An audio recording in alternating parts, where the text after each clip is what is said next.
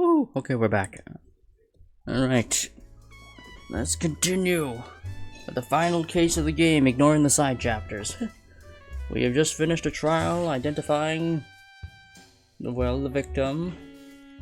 Well, actually, no, the police already did that. And, well, we've already gone through numerous points, and we are expressing doubt about our client being the murderer, being Galaxy Kaeda. Oh, why is he not in the... I guess because we switched characters. Okay, well, I'm pretty sure they're gonna give us a summary of the case, so...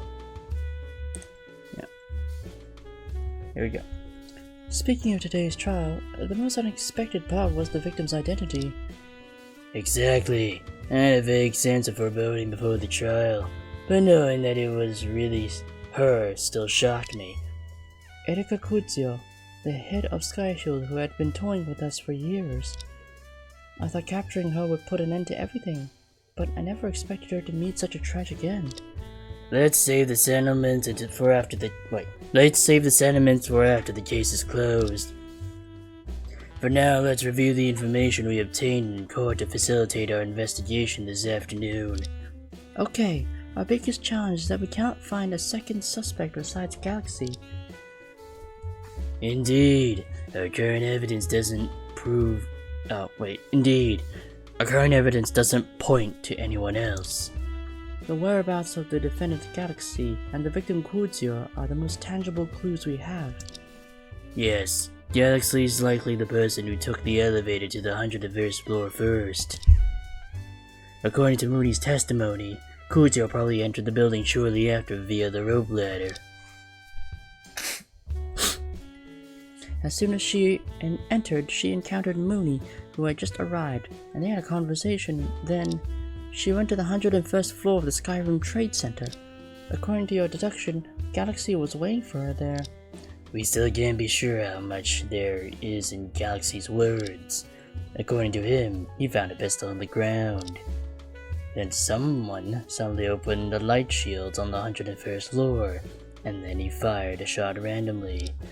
When his vision cleared, Kuzio's body was already in front of him. The next part of Galaxy's actions is corroborated by President Gu's testimony. Galaxy moved the body from the 101st floor, then took the elevator to the 189th floor where the rooftop is, and forced open the rooftop door. And placing the body there, Galaxy left. What happened afterward is still unknown to us.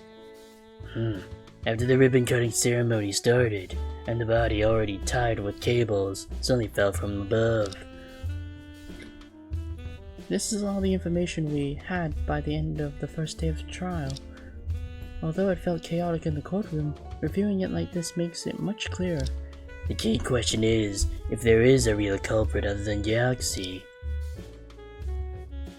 When and how did they shoot Kuzio? All I can think of is that the real culprit arrived on the 101st floor before Galaxy and hid somewhere there. Is that so? We haven't had the chance to investigate the 101st floor yet, but I remember there is nowhere to hide on that floor. Yes, to figure this out, we must inspect the crime scene. From today's trial, it's clear that Galaxy has hidden a lot from us. Yes, not only did he have ties with Kuzio, but he also hid that he went to the rooftop to dispose of the body. It's hard to say whether he deliberately lied to us or was forced to keep silent because of Mr. Justice's power. Now he's a murder suspect and we're his lawyers, the only ones who can help him. If Mr. Justice keeps preventing him from having normal contact with us, isn't that putting him at a disadvantage? Hello, North. How you doing? Galaxy is his only son. He shouldn't have any reason to harm him, right? Even if he wanted to, as head of state, he would have plenty of opportunities. Why do it at this moment? True. I really can't understand his father and son at all. What I care more about is the connection between Galaxy and Kuzio. Yes, Galaxy prepared a full $200,000 in aid for Kuzio. Their relationship is certainly more than just knowing each other or having met before. The relationship between him and Kuzio, or rather, the reason he must provide support to Kuzio. Doing good, what about you? Just a bit tired after an intensive round of cycling with my dad early in the morning. We need to find a breakthrough today. Aside from hearing it directly from Galaxy, there's probably no other way. I have an idea. Could Galaxy be the second Cash Macan? Do you really have to make that comparison? Maybe I watched too many romantic dramas, but Kujo was really too complicated. Today's trial made me even more puzzled about her. After hearing Mooney's description of her and seeing her tragic death, this culprit who caused the village chief and Annie to leave us had instead become more and more unfamiliar. Was she really the head of Sky Shield who toyed with us for so many years and killed countless people? I don't know, but Annie's last words to her, I think they are not meaningless. Dang, how many miles? I mean, we just cycled around the nearby areas, so it's not like we went super far from home. It's just there was a lot of hills to cycle up, a lot of heavy slopes to go up. Yeah, because New Zealand has a lot of hills in there, so you're gonna have to cycle up a multitude of slopes, especially in the park area, because there's quite a number of hills. Annie's words to Kujo. Snowflake, I know you're actually gentle and kind. Why do you insist on pushing yourself to this point? Huh? Even if you're not the real Annie, I killed the only family member in your memory. How would you say I'm gentle and kind? Did your chip burn out? You should know, I haven't lost my memory, neither now nor in the past. Since the incident at Apex Stadium 5 years ago, I've clearly remembered every detail I saw and heard. The cruel and ruthless head of Sky Shield, and the kind sister showing your kindness to Mooney. Which one was the real her? Or neither of them? She's dead now, so some of the mysteries about her are destined to remain unsolved. In any case, let's try to extract more information from the troublesome Kaidas today. I just hope we won't suddenly be put under surveillance like yesterday. Chief, there's something I can't figure out. As a head of Sky Shield who has killed countless people, Kujo must have made many enemies throughout her criminal career. It's normal for someone to want her dead. Even I used to hate her deeply. But she was already a globally wanted criminal and would be caught soon enough. Considering her crimes, the death penalty was likely the only option. So who would go on to such lengths to kill her even under this circumstance? Kujo's life was shrouded in mysteries, and figuring this out wouldn't be easy. However, there are many motives for murder. Revenge isn't the only possibility. If it isn't revenge, could it be that she knew some crucial information and was silenced because of it? That's a good thought. If we're talking about the information Kujo held, it would naturally be about Sky Shield. Sky Shield. Really, let me clarify. Even if I knew the letter was sent to the wrong person, I didn't immediately decide to kill the old man. But his threat was troubling, especially since it would affect Collins as well. Could it be that she was killed because she had information about Collins? That's a possibility, but as for Collins' identity, we don't have any leads yet. If the lead is from Sky Shield, or even Collins... if the killer is from Sky Shield, or even Collins, this case would be an extension of the Foxtail line. No, of incident number 761. Speaking of incident number 761, you must have noticed that the pistol identified as the murder weapon is the sidearm of Caliburn's stone that disappeared from the scene of incident number 761 6 years ago. After all this time, the pistol has resurfaced. What could it mean? To make it clearer, we need to consider who actually had this pistol. After the incident, The bodies of Mr. Schubert, Chief Thomas, and Saints English were found in the lodge. And the only person who escaped from the courtroom amidst the chaos was Erika Kujo. She confessed several months ago that she had indeed had the plan to kill Saints English. The most reasonable inference is that this pistol had been in Kujo's possession all along.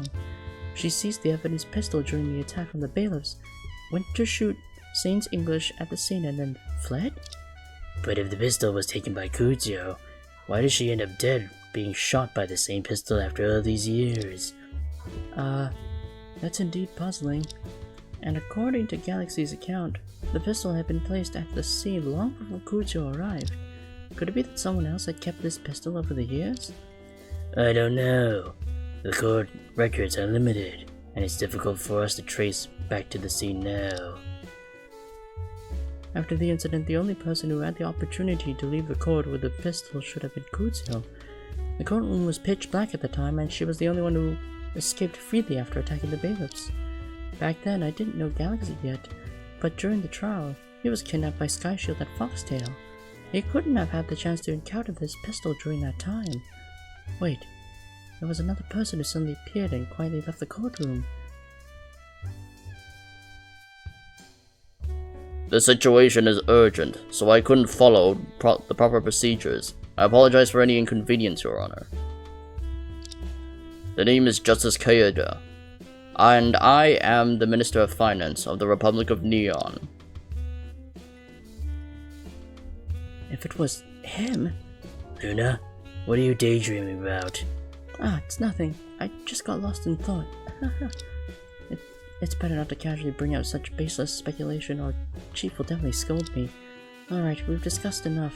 Let's continue the investigation. Yes, time is very tight today, and there are many places at the scene that need our attention. I'll clear out the unnecessary evidence first. We didn't thoroughly investigate the 99th floor where President Gu was, or the actual crime scene on the 101st floor yesterday. And there's Galaxy, who is hidden too much from us. We must meet with him today.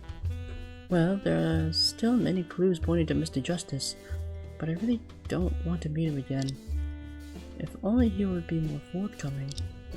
If we do run into him, I doubt anything good will come out of it. Alright, you get ready here. I'll organize the files back in the back room, and then we'll head out. Yes, Your Honor.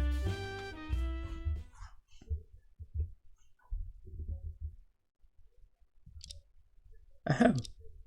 There's some commotion outside the door. Is it a visitor? Please wait a moment, I'll... Oh my god! What's going on? Chief, you jinx! Anyway, greet him normally first. Mr. Justice Kaeda, may I ask what brings you to our office? What do I do? It's my first time facing a national leader alone. I can't even speak straight. Well, in recent years, the relationship between your country and ours has opened a new chapter in history. On this beautiful spring day, I've come to visit your office to discuss matters of state. Discuss what? Simply put, it concerns judicial exchange and learning between our two countries. What? Our country's judicial system is developing and could benefit from your country's valuable experiences.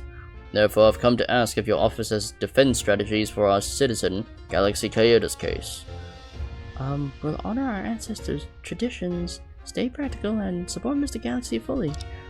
I don't usually watch the news. I really can't handle this. That's good to hear.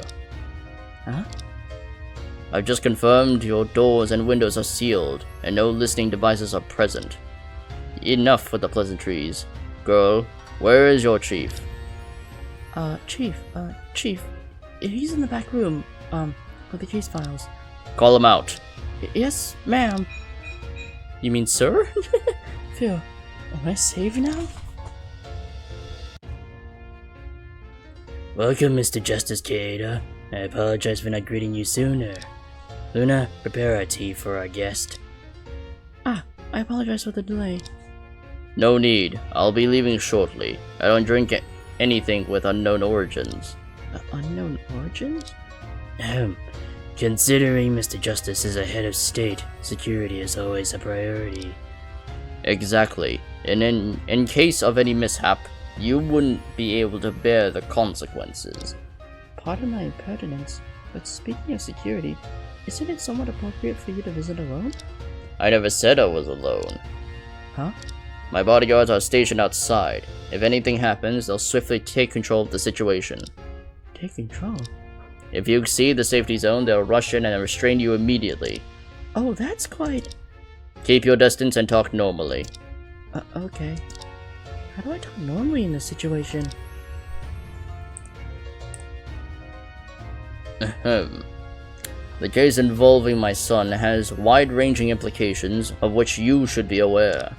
To prevent any adverse consequences, this case must be resolved as soon as possible. Naturally. However, sending someone to monitor us last night doesn't seem like you want this case to be resolved quickly, does it? Are you blaming me? We are just insignificant lawyers from a private law office. We have no right to blame someone of your stature. If it weren't for my son's unilateral actions, this matter would have been handled by someone I appointed. Appointed person? Your concern for the case is evident. Not only the people who monitored us yesterday, but also your appointed person at the trial must have relayed everything to you. This is a matter of great importance. Even my colleagues are closely watching. I will not allow their reputation to be damaged by this case. So it means we cannot obstruct the interests of these political groups? Isn't the safety of Mr. Galaxy important to you? What do you mean? Luna, be careful with your words. Sorry, I spoke out of turn. Justice Kaeda. His eyes seem to turn unusually cold in an instant. Barry Lance's gauges are going haywire. It seems this tool has no effect on him. Is this the pressure exerted by a national head? It's really something. Mr. Drake, do you both have any objections to my approach? There aren't really any objections, but Mr. Justice, both Miss Ray and I do share some sentiments on certain matters. You're both a key figure in Neon and a relative of our client. What you seek should be his acquittal. In this regard, our interests align, but you've been pressuring us since yesterday. Isn't that unreasonable? My affairs are numerous, and I cannot always attend to everything. I just hope you can produce concrete results. We managed to get through the first day of the trial despite restricted investigations and no leads. Isn't that a concrete result? By concrete results, I mean the verdict. Have you secured it? Well, as long as we can freely investigate the scene and interview witnesses, we will definitely do our best in tomorrow's court. Doing your best is no different from the political rhetoric I often use. Why should I believe in such empty promises? No, it's not. I mean... Mr. Justice, as the chief of this office, I will naturally show enough sincerity. But as someone also present at the crime scene that day, you should facilitate our efforts, shouldn't you? I've done you a favor by having my subordinates wait outside the door. No, I simply hope you can enlighten us on some issues, nothing more. That's a nice way to put it. What do you want to ask? Mr. Justice, did you see this person on the day of the incident? Oh? Him. I only learned today that he is Mr. David Johnson, the current U.S. Minister to your country. I did see him when I entered the venue for the ribbon-cutting ceremony, but I didn't recognize him. No one would recognize him like that. He greeted me in the lobby, calling himself an old acquaintance, but I thought he was just some oddball and paid him no mind. What you want to ask about is undoubtedly his testimony today, claiming he saw me. He does know everything that happened in today's trial. It's great that you can be so straightforward, So? I have many duties, and I didn't have to accept the invitation to the ribbon cutting. Given the significance of the event, and to maintain friendly relations between our countries, I attended the ceremony in person. As Vice President, my movements must be somewhat discreet. Although Mr. Johnson accidentally saw me, are you asking these questions to probe for state secrets? What? That's not what we mean. Then there's no need to discuss this further. Well, this is quite troublesome. We asked for his cooperation, but then he turned the question back on us. I better keep quiet and see how Chief continues. Mr. Justice, you should know that the current trial situation remains very unfavorable for Mr. Galaxy. Even though we prove someone could infiltrate the building, Galaxy's suspicion remains the same. Continue. What we need are more decisive clues and evidence, especially those that can reveal the true culprit's identity. So? Since you happen to be near the scene, you must have noticed something. You can keep pressuring us and have planted spies in the courtroom to monitor everyone's actions. Could this be related to the role you play in this case? What are you implying? I don't understand. Or rather, what you experienced that day might not only affect Mr. Galaxy, but also other individuals. Save your clumsy attempts at entrapment. Sharing what I witnessed here would cause a lot of unnecessary trouble. No trouble could be worse than Mr. Galaxy being found guilty, right? Allow me to speak bluntly. Our client is Galaxy Kaeda, not you, Mr. Justice Kaeda. Even if you are the Vice President to us, you are merely the client's relative. Chief? No matter how much you press us, our primary goal remains to secure the best interests of Mr. Galaxy, doesn't it? You don't have much capability, but you sure talk big. Very well, since you are so eager for the information I have, why don't I take the opportunity to make it fully public? This way you can easily get the acquittal you seek. What? Huh? Wait, are you saying you will testify in court personally? I simply want to directly prove my son's innocence, sparing you from further entanglement. As I will become a witness, according to your country's regulations, we can no longer discuss the case, right? Do as you wish. Well then, I will not proceed to handle the procedures for testifying in court. I advise caution in your actions today. My testimony will likely bring the trial to an immediate conclusion.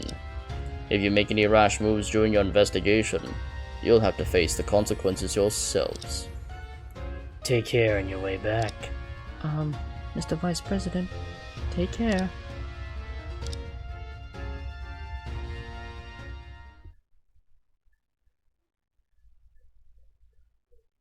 He didn't reveal any information to us until the end. What should we do? Tomorrow he'll surely reveal something significant in court. Well. Chief, I was so scared during your conversation with him. Thank goodness you were here. It's the first time I faced someone like that. I haven't been this serious for a long time. We did get to see Mr. Justice as planned, but we ended up with nothing. Knowing he holds crucial information is still something.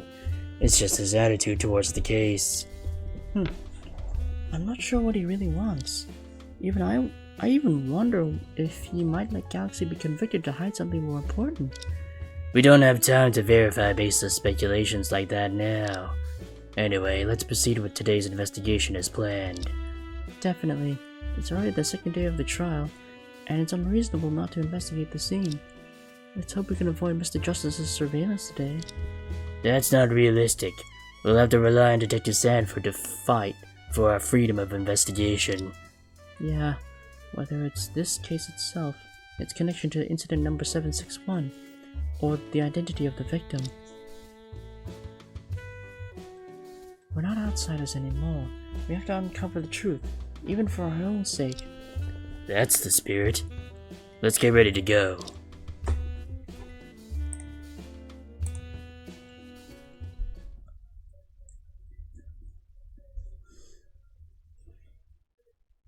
January 29th, 3:02 p.m., Unity Avenue, Main Street.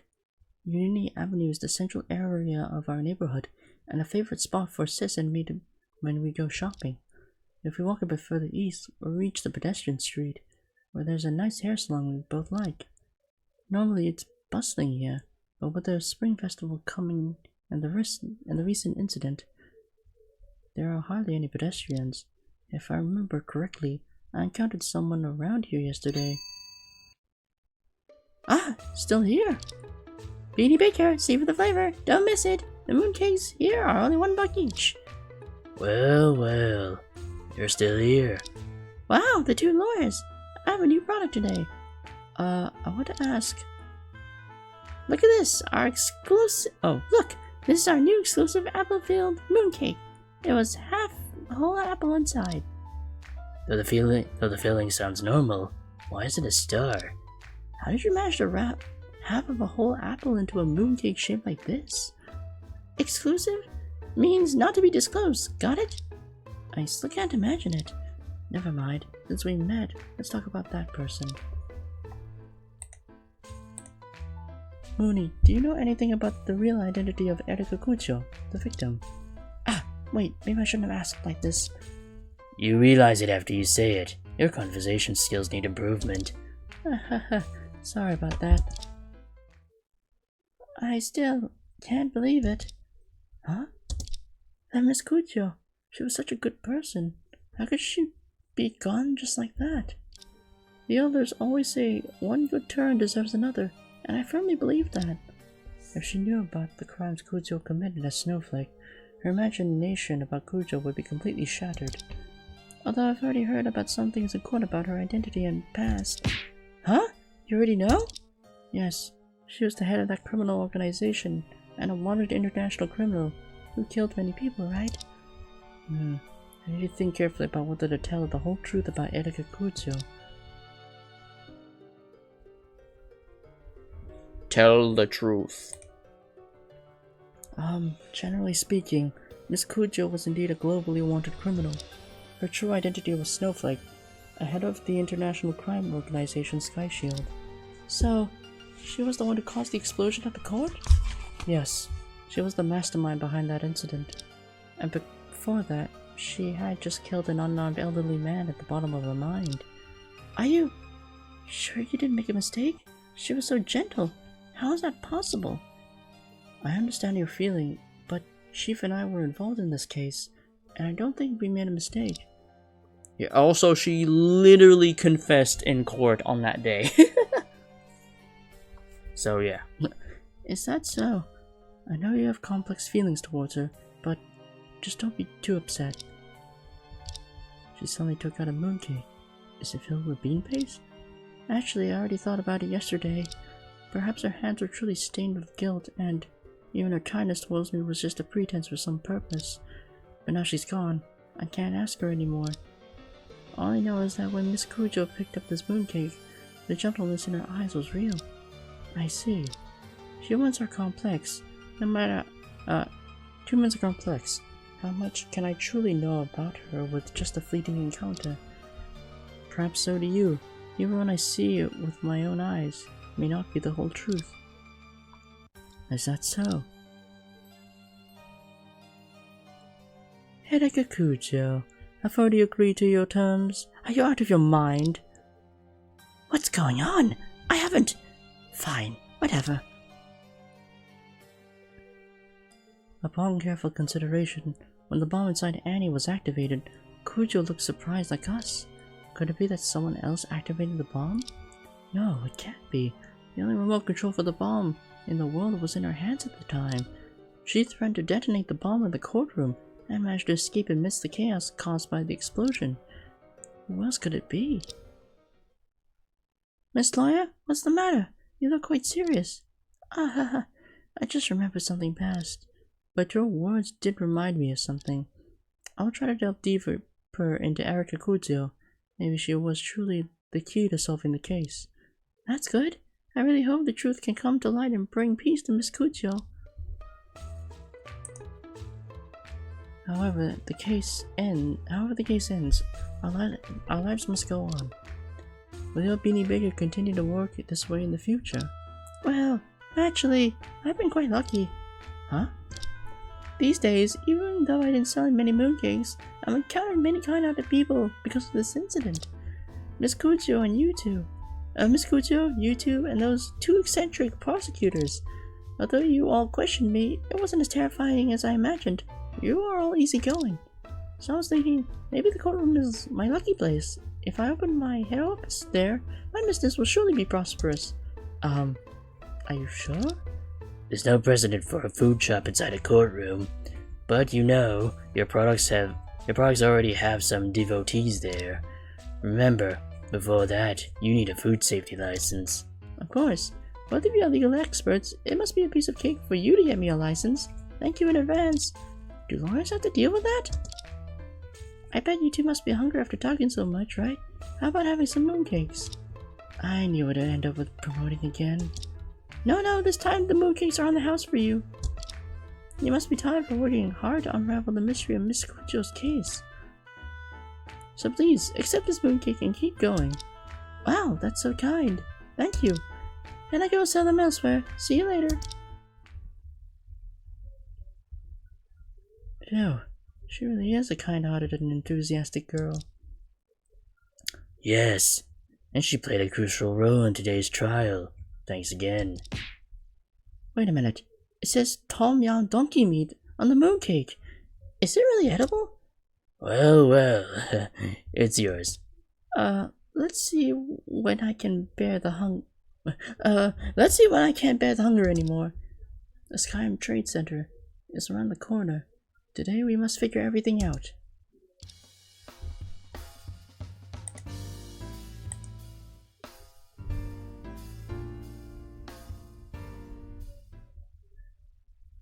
January 29th, 3:32 p.m., Skyrim Trade Center, lobby.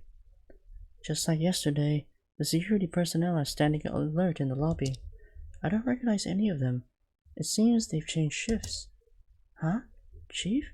Isn't that President Gu over there? You can't find someone else dressed like that. You're right. I still have some questions to ask him. Let's go and say hello. Hi, Mr. Johnson.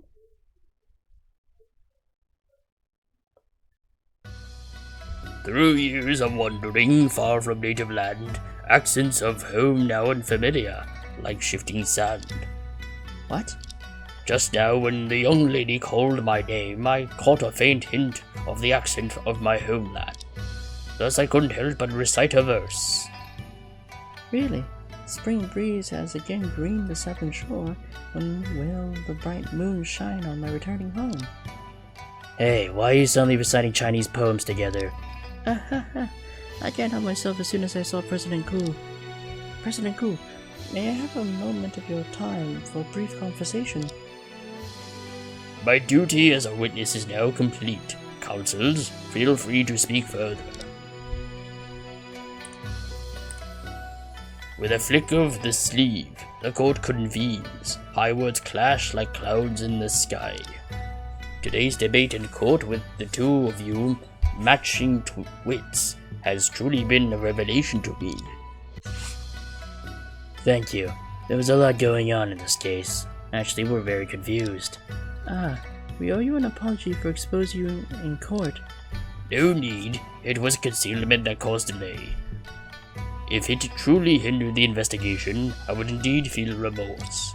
However, Black and White, the ghost messenger, the suspicion against him doth not seem to have diminished at all, right? Huh? President Gu, are you still suspecting Galaxy? I am not an official of thy court, and have no right to accuse. But this person's strange behavior defies reason, and I cannot make sense of it. You mean you don't understand why Galaxy's actions on the day of the murder? Verily, the gentleman should never place himself on... Verily, a gentleman should never place himself in compromising circumstances. This is the principle by which a man of honor lives. If he is not the culprit, why did he come to the scene? But a third party may have entered the scene at the time of the murder. You proved it, remember? Don't you think the noises you heard at that time was more likely from the real culprit? Art thou suggesting that the strange sounds I heard were from someone who intentionally hid there? We can't prove it now, but it's possible. I see. In that case, I cannot make hasty judgments. To wrongfully accuse is a grievous fault. He's quite meticulous. My vision, alas, is limited. Merely a few scattered pebbles, unable to be carved into jade. I urge you to tread carefully, As it stands, the evidence can't indicate the defendant's whereabouts at the time of the crime. Hermit, are you saying that the movement in the consulate could have been his? I did not utter such a statement. Huh? But why would he go back and forth between the 99th and the 101st floors? If this hypothesis is true, were the abnormal sounds of the 99th floor self-directed by a galaxy? No. In that case, no one would benefit from it. I'm afraid this is the first option we should eliminate. The art of war is ever-changing, as water ever-shifting. This case involves much and is more complex than I could have imagined. I hope that both of ye may trace the origins and discern the truth of the matter forthwith. We will. This is also our duty. May all go well. Only for the revelation of the identity of Luke Walker, it leaves me somewhat regretful. Regretful? By the way, President Gu, I have been wandering in court. Did you put together this outfit yourself? Verily, I have tried with countless ensembles ere I found this attire, ancient and dignified, best to conceal my true identity. This dress is clearly a style of the blind fortune teller, far from ancient and dignified. Isn't it troublesome to dress up like this every day? If I can retain the privilege of engaging in activities with the Chinese Poetry Association, such trivial matters are of no concern. Moreover, I have been disguising myself for many years. Transforming my appearance taketh but a moment. Ah, although I've seen it before, it's still shocking. Engaging in Chinese poetry with friends is verily a great joy. My disguise in the association is indeed worthwhile. However, the exposure of my identity shall surely cause a great stir within the association. The association has never accepted foreigners before. After this case, the question of my stay or leave remains unsure. Well, I do believe you don't have to worry about that. You're already the vice president, respectable and well-liked in the association. In this era of information and public opinion, once your identity is announced, it will arouse a lot of interest, right? Indeed, an American gentleman with golden hair and blue eyes, while spouting Chinese poetry, shall surely become popular. When you become an influencer, your association would be the least to kick you out. Influencer? What is that? Like someone popular in Tick? You know that? Forget it. My granddaughter shall be... Oh, forget it. My granddaughter shall surely be familiar with such novelties. I shall seek her counsel on these matters. Yep, if you're really popular, please do publicity for our office. Hey, control yourself. I got carried away. Seriously, we do live in an era where public opinion reigns supreme. This case happened right before the Spring Festival, when most people are on holiday, and involves a foreign leader's relative. God knows how many eyes are watching us on the internet. As defense lawyers for the defendant, we might have already been subjected to online abuse from internet trolls. By the way, President Gu, can I take another look at the camera you showed in court this morning? Had you not mentioned it, young friend, I might have forgotten.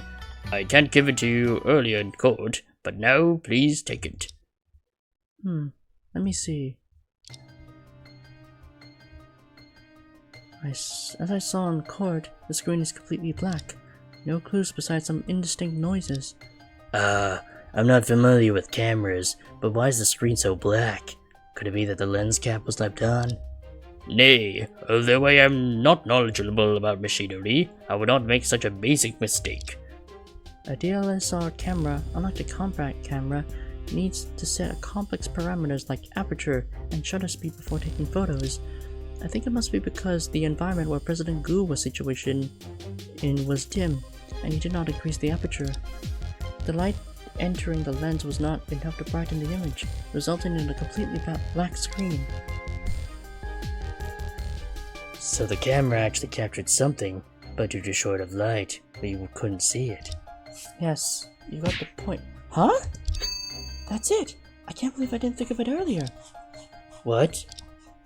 If it did capture something, we can increase the brightness of the image. Maybe some traces will show.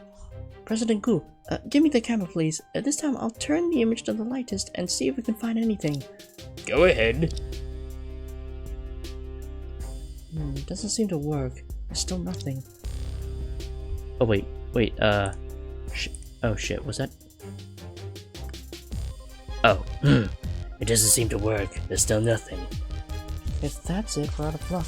Let me check frame by frame. What the fuck is that? I found it. That's it. I'm so smart. Let's not get too excited yet. What exactly is this? Is it not obvious? It's a heart-shaped halo. Its connection to the case is... What is it, Sirius? What is it? Seriously? This halo only appeared in the flash. If I go back a few frames, it's gone. It's gone. Weird.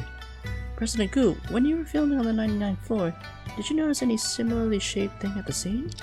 I am ashamed to confess that at the time my focus was solely on the equipment, and I failed to raise my eyes. I assure thee, within the consulate there were no such adornments or articles. This design had been brought in by an outsider. An outsider? Alright, be right back.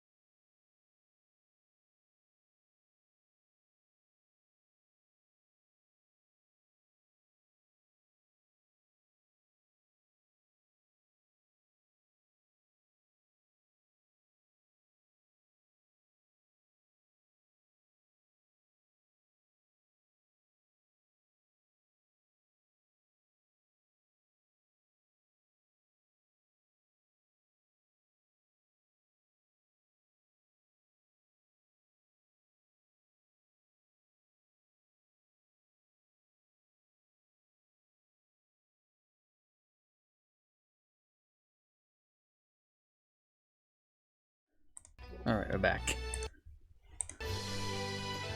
An outsider who brought in a heart-shaped halo. It's truly bizarre. It would be too large for a pattern on clothes, and it's hard to imagine who would wear such a thing. It can't be figured out in an instant. I better take a picture of it. Wait! A heart-shaped halo floating in the darkness. If my memory doesn't lie to me, I've seen something similar recently. The occasion I saw was totally unrelated to this case, but... Although unclear, this video might be an important clue. Thank you for it. It's just a small favor. No need for excessive courtesy, young friend. Well then, as my affairs are concluded, I shall bid thee farewell and take my leave. Take care. Alright, time's running. Let's find Detective Sanford now. There's still a lot to do at the crime scene. Luna? Chief? I got a clue. What? The heart-shaped halo in the President Goose video. I think I saw it once recently. Huh? Really? Yes, to confirm it, I need to find that pattern and compare them. Chief, right now I want to go to a place immediately. There might be important clues. Are you sure? Although they might ultimately prove to be unrelated, I don't want to let go of this possibility. Besides, this pattern might be related to that incident. Alright, I understand. Chief? I trust your judgment. For the remaining time today, you can act as you wish. I'll take care of investigating the crime scene. Thank you for your trust, Chief. I won't let you down. I know deep down that my actions are a gamble. I'm not certain if this clue will help the defense, but I chose to try without hesitation because it was left to me by the person I trust the most in this world. As I left, Chief had already taken the elevator and headed to the crime scene. I believe he will surely make progress. At the same time, Assistant Prosecutor Schubert might also be running around for this case. This case has already gone beyond the innocence or guilt of the foreigner Galaxy Kaeda. Perhaps the four of us are trying to find a satisfying answer for ourselves. Today's investigation will be our final preparation for the decisive battle. We must give it our all. Now the story is stepping into the final investigation. Ooh, okay. This is interesting. Yeah, because we've already been going through multiple characters' perspectives for this chapter, so... Ooh, okay. You are free to operate the 4 characters Charlie Drake, Luna Ray, Silas Schubert, and Stella Ray. The story will progress to the next stage only when the story will progress to the next stage only when the investigations of all 4 main characters are completed. Please click on the character on the screen to start their respective chapters. Okay, well, ladies first, let's do Luna. Get ready to proceed with Luna's search? Yes. It's gonna be a long investigation section. Oh, you're going there. January 29th, 4:22 p.m. Crimson Ultra Realistic Robot Research Center. Entrance. A significant amount of time is wasted on the road. This place is too secluded. After such a long time, I wonder if the research center has moved on from the shadow of the director's death. Speaking of which, Annie was born here, right? I wonder how the people in the center reacted after she left. Oh, I'm so sorry. Who did I bump into?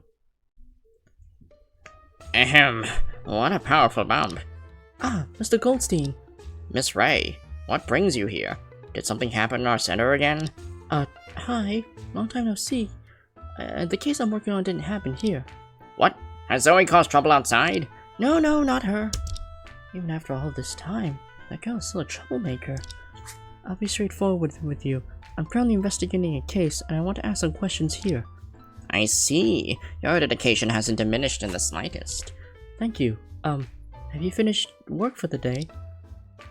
To be precise, I'm on my way home. As long as my feet have not crossed the threshold, I'm not off work. If there's anything I can help you with, please feel free to ask.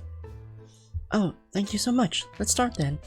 With the new year approaching, it's getting colder. Please come inside to talk. No problem.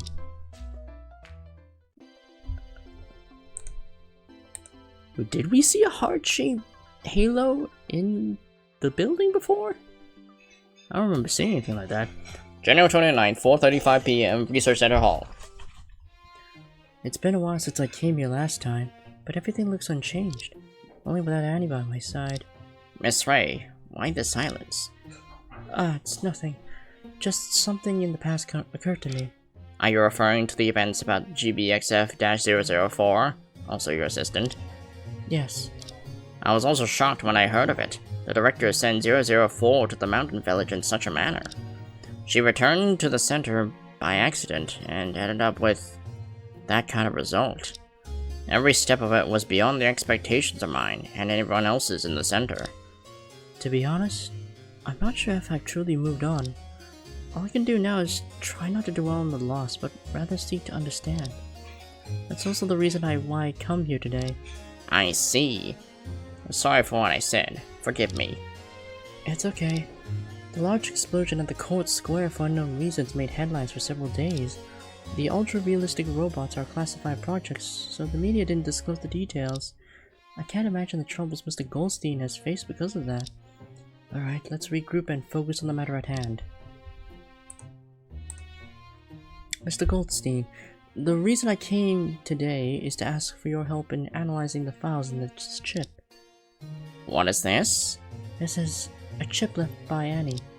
That explosion turned ultra-realistic robot GBXF-004 into pieces. This is the only relatively intact component I found at the scene. There are some burn traces on the surface, but the data storage function might still be operational. I tried viewing the files on my computer, but I couldn't read their format. There's an image among them, seemingly stored several years ago, and it appears very blurry on my computer. Oh, is that where she saw it from?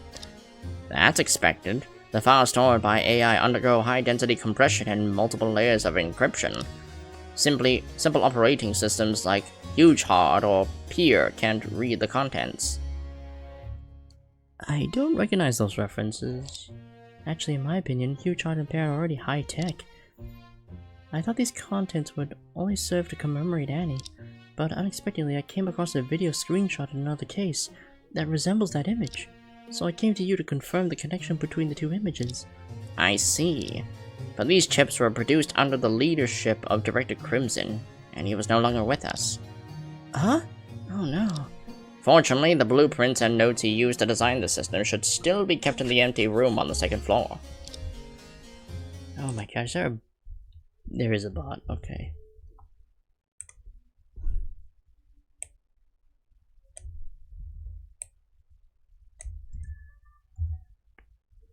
There we go.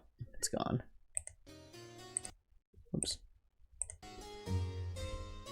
I'll go take a look. It's possible to restore your files. Ah, that would be great. If I speed up, I should be able to finish within an hour and make it home before dinner. A mere few minutes of delay would result in a severe scolding from my wife. That sounds quite risky. I know I shouldn't rush you, but my time is indeed limited. I'll rely on you then. Well then, Miss Ray, you are free to move around the center for now. Once I finish it, Cyan will notify you. Ah, Cyan is still here? Of course. Regardless of any changes, this place will always be Cyan's home. She would be the last one leaving the center. I see. If all these events hadn't happened, this place would have been Annie's home too. In that case, Cyan, who was produced in the same way, should know something about Annie. Cyan happens to be organizing files in the empty room now. I'll ask her to bring the necessary files to my room and start work. Miss Ray, feel free to go ahead. There might be other items of interest to you in that room. You're right. See you later then.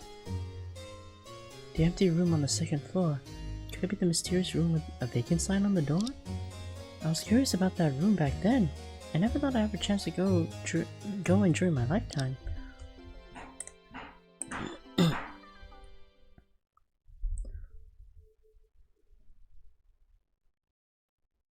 January 29th, 4:40 p.m., Research Center Archives Room. I thought behind that rusty door would be a dusty junkyard full of clutter. Turns out it's just a regular archives room. There are traces of recent cleaning on the desk and floor. Did Cyan do this? Speaking of Cyan... Whoa! Whoa! Miss Lawyer, long time no see! I miss you so much! It's only been a few months, and she got me again. Cyan, long time no see. You're still as fond of scaring people as ever. That's the only fun I have here, relax. By the way, what brings you here? Did some earth-shattering happen? Did something earth-shattering happen in the center again? Ah, not really. So, who died this time? Deputy Director Goldstein? Or Zoe? Oh wait, is someone planning to get rid of me? None of that. Why are you saying these terrifying things in such an exciting expression?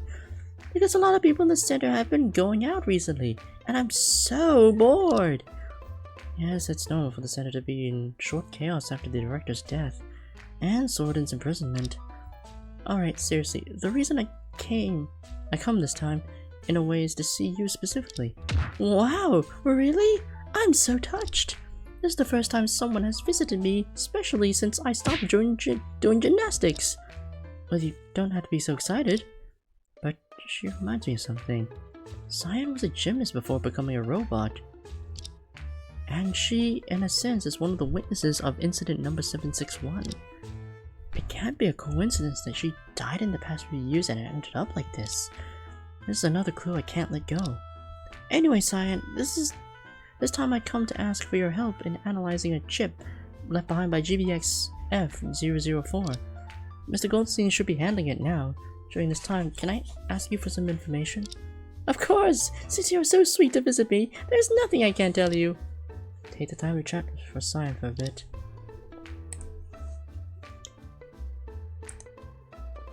Just now, I didn't get a chance to chat with Mr. Goldstein in detail. How are things going at the center these days?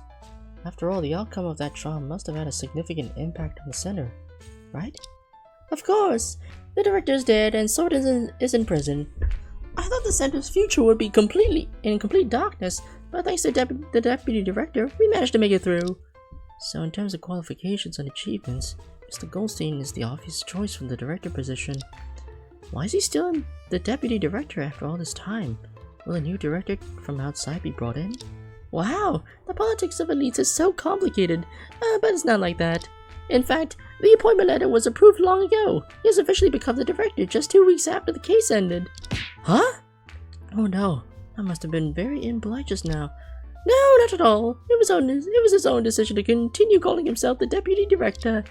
Though his character had some flaws, his talent is undeniable. The director of the center would be Joseph Crimson forever. That's what he said exactly. I'm not sure why he chose to do that though.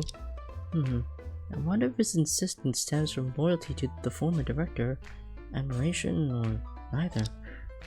Also, the name of the center is not changed, but it's actually Zoe who made the biggest contribution, allowing all the projects in the center to continue moving forward. You mean Zoe Sapphire? Yes, she presented a research report on brain memory and caught the attention of the top scientific academy of our country. The theories proposed in that report require a lot of experiments, and many of them involve AI and robotics technology. This report revitalized all the projects that were stagnant due to the loss of Director Crimson. What? The person you're talking about, is it really the Zoe Sapphire I know? Yeah. The clumsy PhD student. Who else could it be? Unfortunately, now she's an official researcher. I can't tease her anymore. Looks can be deceiving. Maybe she's even doing better in her own field than I am. So, is she in the center now? No, she and Remily went out together a few days ago. Huh? Remily went out too? Are they on a trip? Sort of. Zoe said taking Remily out to experience the world may stimulate her brain activity. It might be helpful for her memory recovery. She seems quite determined to inherit Sorden's responsibility. I never expected her to have such strong executive force. Shame on me for underestimating her in the past. But she still breaks things off and then leaves Remily to clean up the mess. No need for shame. Anyway, despite the unpleasant events, the center is still moving forward in a positive direction. That's enough for me. Oh yeah, that's good. By the way, I have another question. It's been quite a while since the last case, and yet you still remain the same. I'm curious about what happened to your lower body. Alas! My lower body? Yes, your legs that haven't been repaired. My legs? Are you talking about this? Oh my god! Well, why on earth do you have it with you? You scared the life out of me. Aren't you a lawyer specializing in murder cases? You must have seen more horrifying corpses than this, haven't you? No, all the bodies I've seen so far were intact. I haven't encountered anybody dismembered. My body was assembled by Director Crimson. Now that he's gone, it'll be tough for younger researchers at the center to fix it. It's normal for there to be a little progress in just a few months. I'm okay to wait a little longer. As for how it got damaged, I don't know for sure. After all, my memories were reset. Huh?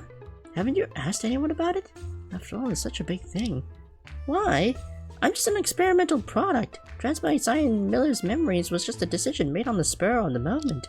Before that, this body was already like this. Would you care about what happened in your previous existence? To be honest, yes. Wait a minute. You mentioned transplanting Cyan Miller's memories was just a decision made on the spur of the moment? Yeah, after all, Cyan Miller's death was a pure accident. Ah, how did you actually die? Can you tell me later? Hey, I'm still alive. You're talking about Cyan Miller's. Yes, although to me it doesn't seem to be much of a difference. There's a small hole in the legs that hasn't been fixed yet. Cyan, I was actually quite curious about this before. Did your legs get damaged because of that small hole? Bingo! You got it right! This hole doesn't seem big, but how could it be so difficult to repair? Ah, you know nothing. It's because this hole was a severe penetrating injury due to external force. A penetrating injury? Like being pierced through by a skewer or something? That kind of thing can't pierce through me. I didn't have any memory at the time, but according to others, it was a bullet. A bullet? So the small hole I see is actually a bullet hole. Exactly! After Director Crimson removed the bullet, he gave it to me as a keepsake. Look, I still carry it with me. I really don't understand the meaning of keeping this thing. Well, it doesn't take up much space, and when I am bored, I can take it out and play for a while. Do you know when and where you were shot? Of course not. As I just mentioned, my lower body was already damaged before the memory transplanting. I have no idea about what happened before that. This bullet seems to be from years ago. If Cyan was shot many years ago, she was just a robot, GBX003, without any autonomous consciousness at the time. Who would insist on shooting her, and under what circumstances? Cyan, can I borrow this bullet for a few days? Just keep it. It's useless to me anyway. Thank you. Is it the same? No, the bullet's different. Because the bullet that was used to pierce through that thick glass window in the observation floor looked more like a rifle bullet.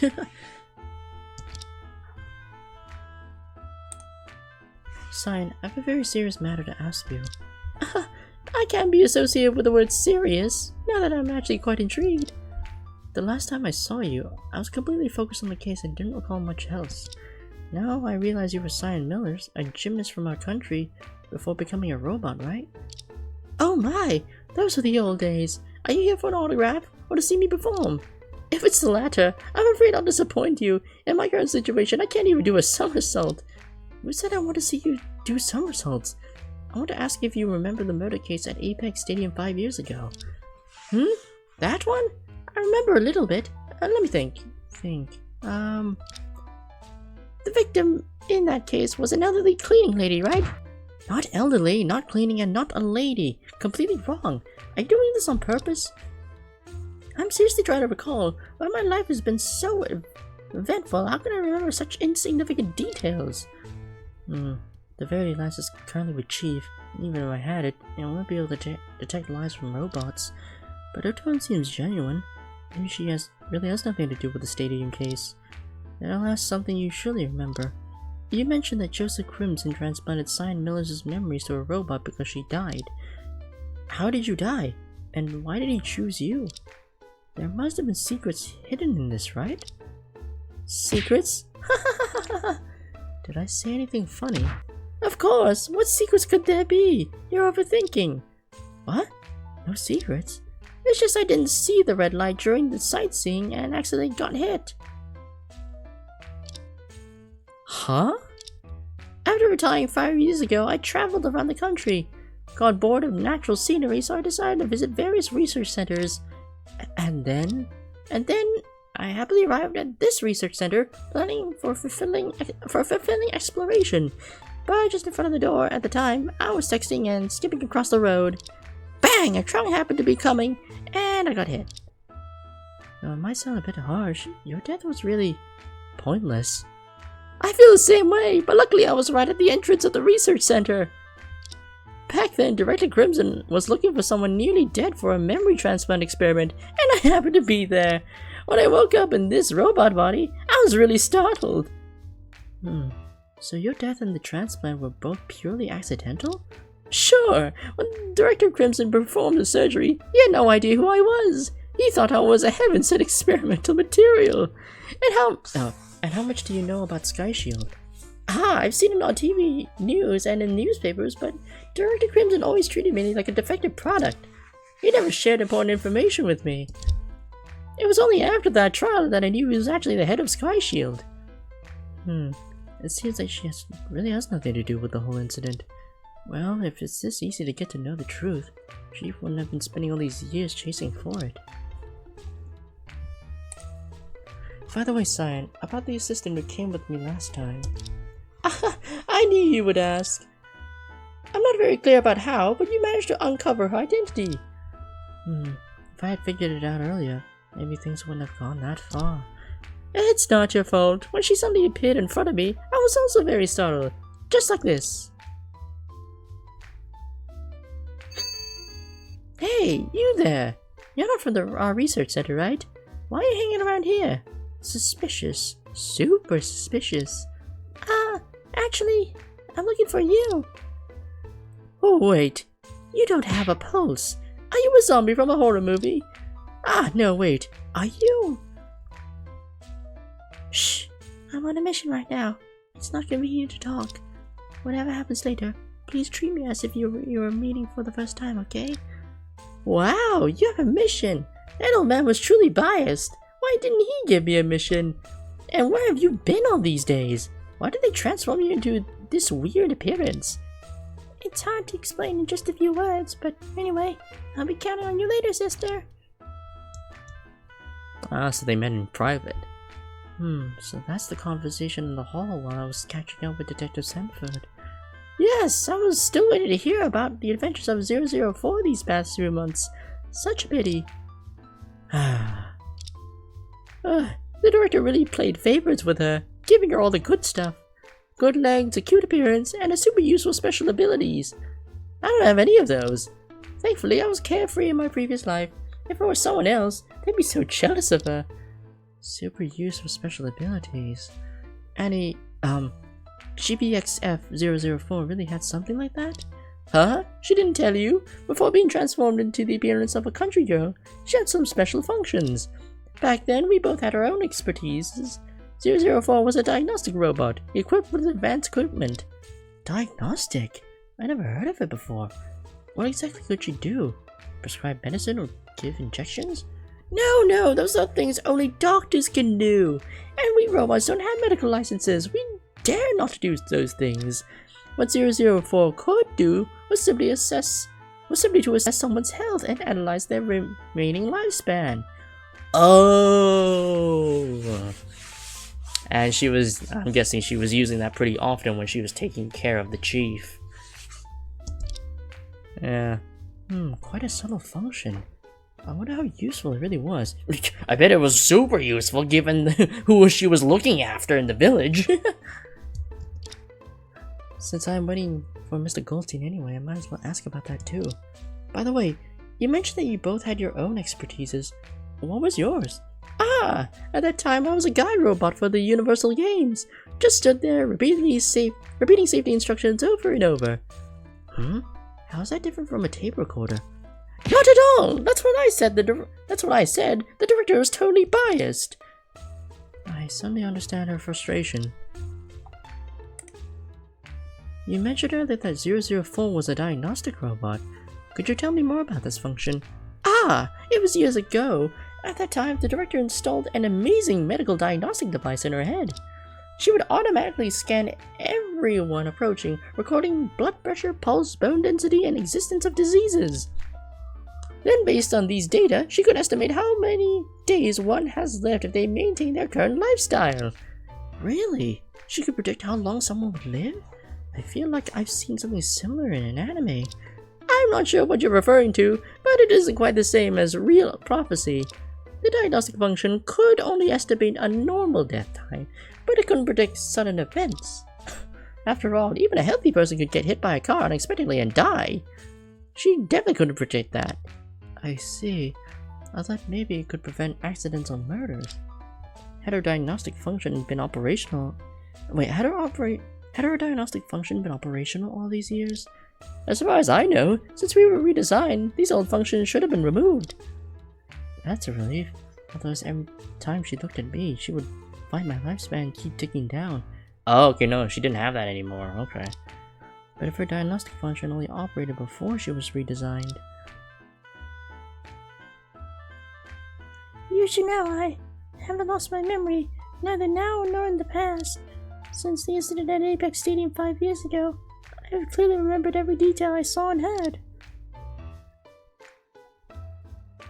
That means her data from a few years ago wasn't deleted, right? Cyan, are there still records of people 004 diagnosed?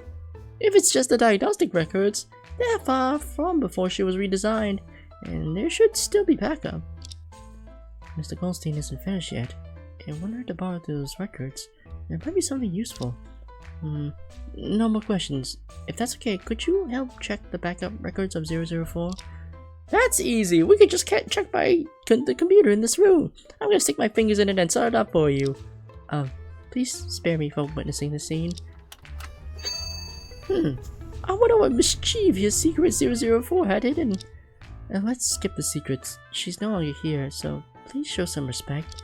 Hey, can't even joke around, huh? Here, this should be what you're looking for.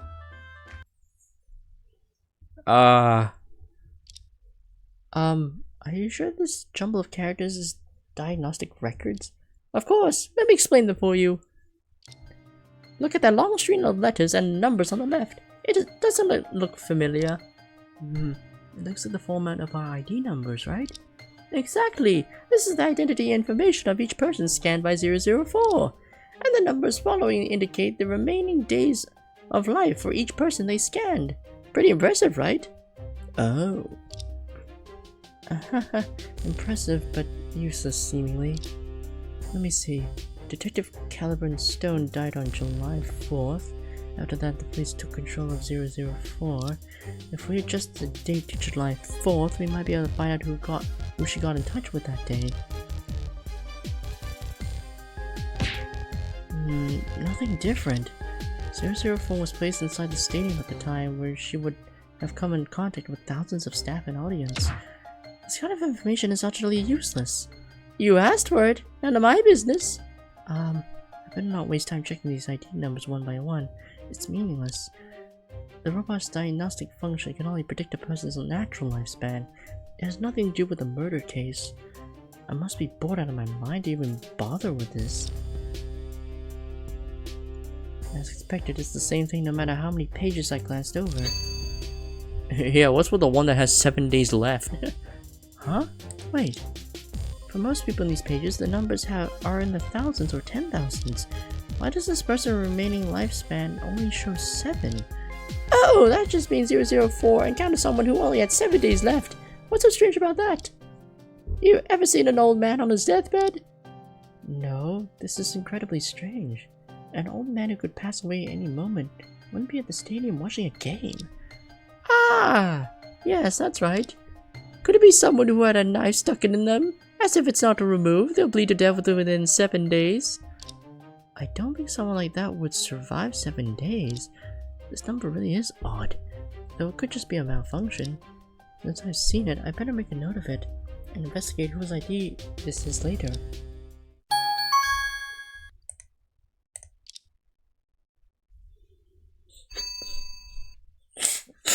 Oh, alright then. Okay, got it. Want some tea? I'll bring it to you later. Huh? Are you talking to me? Of course not. It's the deputy director calling me. I'm answering directly through the neural processor in my head. Isn't it strange to put out a phone in your head? He said the data you want has been recovered. You can go pick it up from his office now. Oh, great. I'll get going now. Since you're done, I'm heading back to the workshop to watch my drama. Come visit me often when you have the time, okay? Okay, see you next time. Next time I'll come up with something to scare her back, or else my feelings cannot be released. But that's for later. Mr. Goldstein's office is on this floor. I better hurry.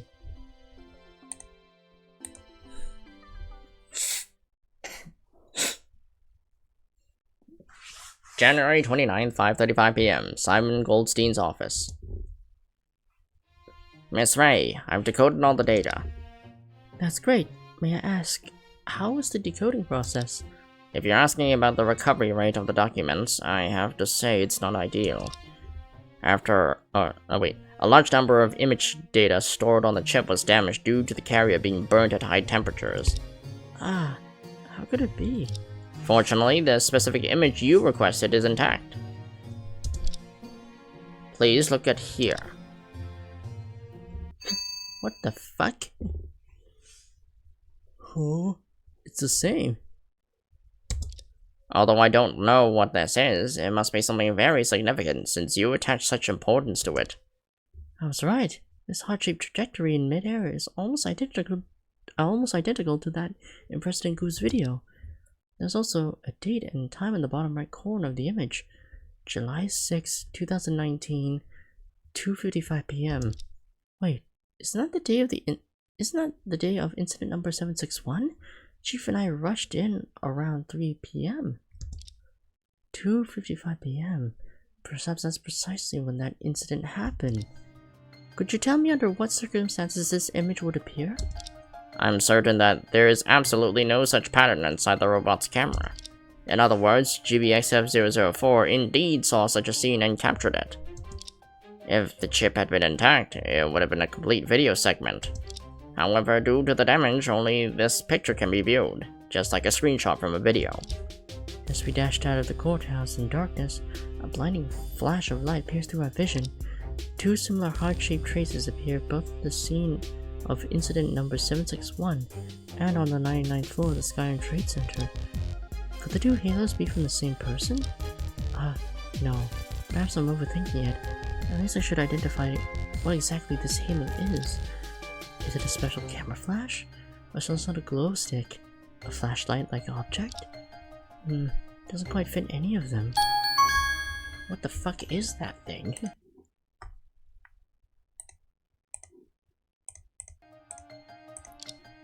How is it? Is this the image what you expected? Yes, but I can't judge right now whether it can be useful.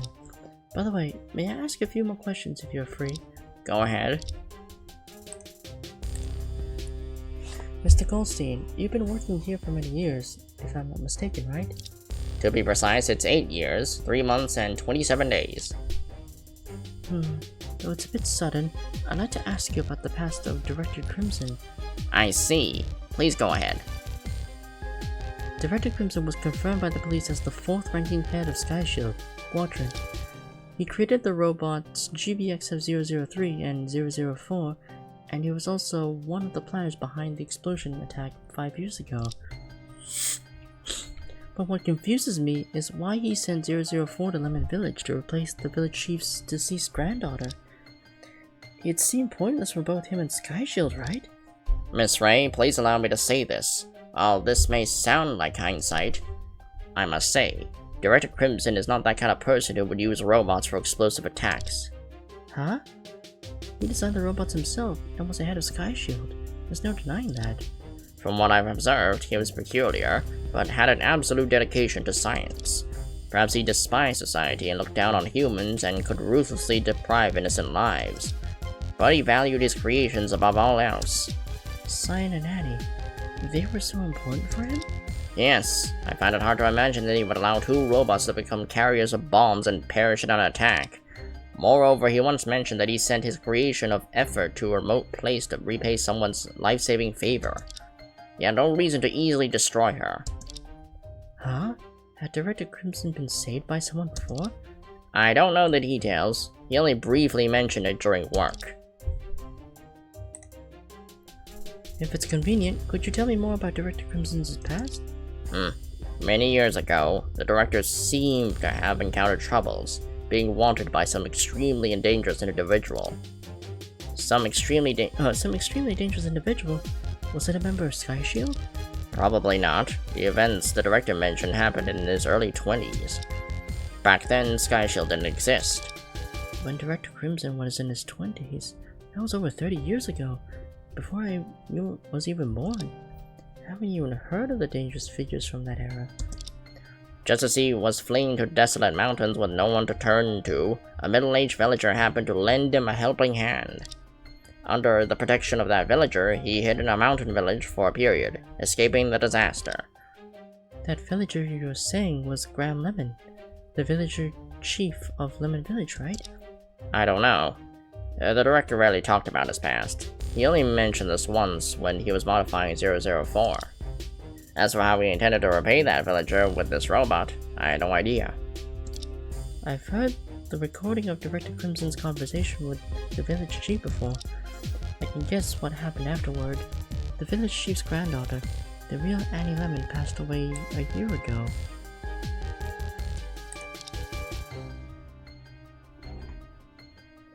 Director Crimson specifically modified 004 into Annie's look, partly to test her ability to integrate into human society, and partly to repay the village chief's favor, providing him with companionship in his twilight years. It's hard to believe, but this is probably the most reasonable explanation. Using a robot to replace a deceased human. Only he would come up with such a way of repaying a favor. Although Joseph Crimson was unforgivable for his crimes, it seems he was not purely cold-blooded and ruthless. In August last year, someone infiltrated a Chinese-style residential quarter and stolen a hidden bomb remote control. Later, this remote control appeared in Director Crimson's room.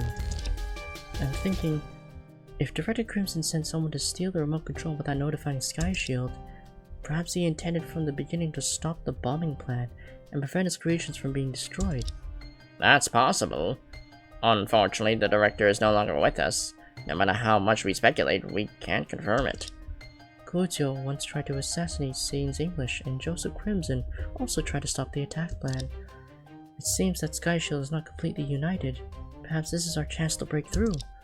Mr. Goldstein, I finished with my questions. Sorry for delaying your time to go home. Don't be, Miss Ray. You are considered a benefactor to the center. There's no reason for me to neglect your inquiries. If there's ever a need for my assistance in the future, please don't hesitate to ask. That's very kind of you. I have other things to attend to, so I'll take my leave now. Wish you all the best. Please give my regards to Miss Sapphire and Miss White. Sure will. Take care. It is already this late. Luckily, I've already got what I came for. I wonder how Chief's investigation is going. Maybe he's already found the killer? If I head to the entrance now to catch a ride, I should make it back to the office before dark. I need to hurry. The search of the final chapter, Winter. The chapter of Winter, end. Oh, we're going by seasons now? So you're winter. Wait, are you autumn? Wait, who's summer then? Oh, whatever. Yeah. Okay, we're gonna start with the sisters first, and then we're gonna go. Yeah. Ladies first, then gentlemen last. Get ready to proceed to celery search? Yes. Yes. January 29th, 2:14 p.m. Genesis Financial Mansion Prosecutor's Office. Finally made it through the first day. What a troublesome case. Those two lawyers are not easy to deal with, and now with Justice Kaeda stirring things up. I just had a meeting with my subordinates. To get them motivated, I almost broke another table. Speaking of which, where is that quiet guy? He asked to be part of the case, but now he's nowhere to be found. Forget it. He's Mr. Schubert's son, so he probably won't do anything ridiculous. I should focus on gathering evidence. The forensics work on the 101st floor should be finished by now. Luckily, the crime scene is close to my office, so I don't have to waste time on the way. I put away the unnecessary evidence in the drawer. Time to head out. January 29th, 2:27 p.m. Unity Avenue, Main Street.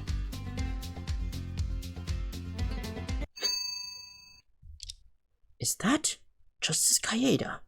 Why isn't he staying at the consulate and instead coming here? During today's trial, someone clearly mentioned seeing him near the crime scene. I really hate dealing with politicians, but since I encountered him, I might as well try to strike up a conversation. Please wait, Mr. Justice. Hello, I'm Prosecutor Stella Ray, in charge of this case. I believe you know me.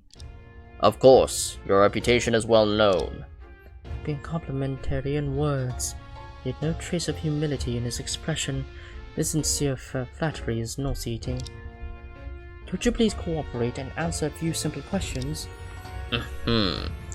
That might be difficult. What? As a high official, I have other duties, and I am not obligated to cooperate with your country's prosecution inquiries. But according to witnesses, you were present at the scene when the incident occurred. I was invited to attend a ribbon cutting ceremony that day. What's wrong with that? I'm not just referring to this building, but the specific crime. Also, demanding my cooperation without proper procedure seems rather improper, doesn't it? No need to rush. Everything you want to know will be explained in court tomorrow. In court? Are you going to testify tomorrow? Exactly. Mr. Justice, if you are preparing to testify in court tomorrow, as the prosecutor in charge, I have both the obligation and the authority to know the content of your testimony. Firstly, I am not a citizen of your country, so your authority means nothing to me. Secondly, I have not formally become a witness, so there is no need for me to accept any of your inquiries. Your evasion of the issue leads me to wonder if your testimony will contain questionable content. Your word trap is too crude. I take the witness stand to facilitate better exchange and learning between the judicial systems of our two countries. If you have any objections, you can address them directly to your Minister of Justice. I really don't have time for these trivial matters. I see. I'm sorry. This bastard. If you weren't the Vice President of Neon, I would have punched you already. Regarding the defendant in this case, are you... My son has caused a lot of trouble for your country, which I consider a failure in educating him. I am well aware that the outcome of this case may, to some extent, affect the relations between our countries. But rest assured, the long-standing friendship between our countries will not be affected by a minor criminal case. Does he imply that if necessary, he could sacrifice his son? I am not from the diplomatic department, so discussing matters of bilateral relations with me is pointless. It's not just about bilateral relations. Anything I say to you is pointless, isn't it? No useful information at all. I should have expected that. I have many affairs to attend to. If there are no more questions, Miss Ray, I'll take my leave. Such an annoying conversation. I don't even have the desire to stop him and ask further questions. He will testify in court tomorrow. I might not get the testimony even until the trial starts. It's pointless to worry about uncontrollable things.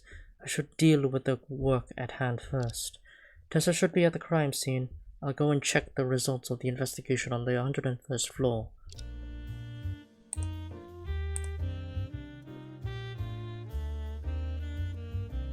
January 29th, afternoon, Skyrim Trade Center lobby. Yesterday, due to some foreign dignitaries' attendance, Tessa has deployed many SWATs at the security checkpoint.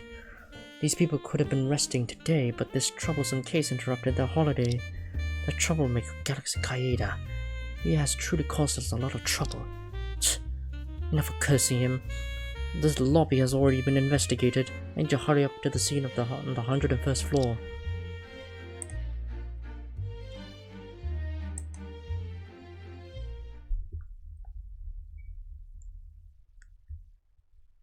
January 29th, 2:50 p.m., Skyrim Trade Center, 101st floor.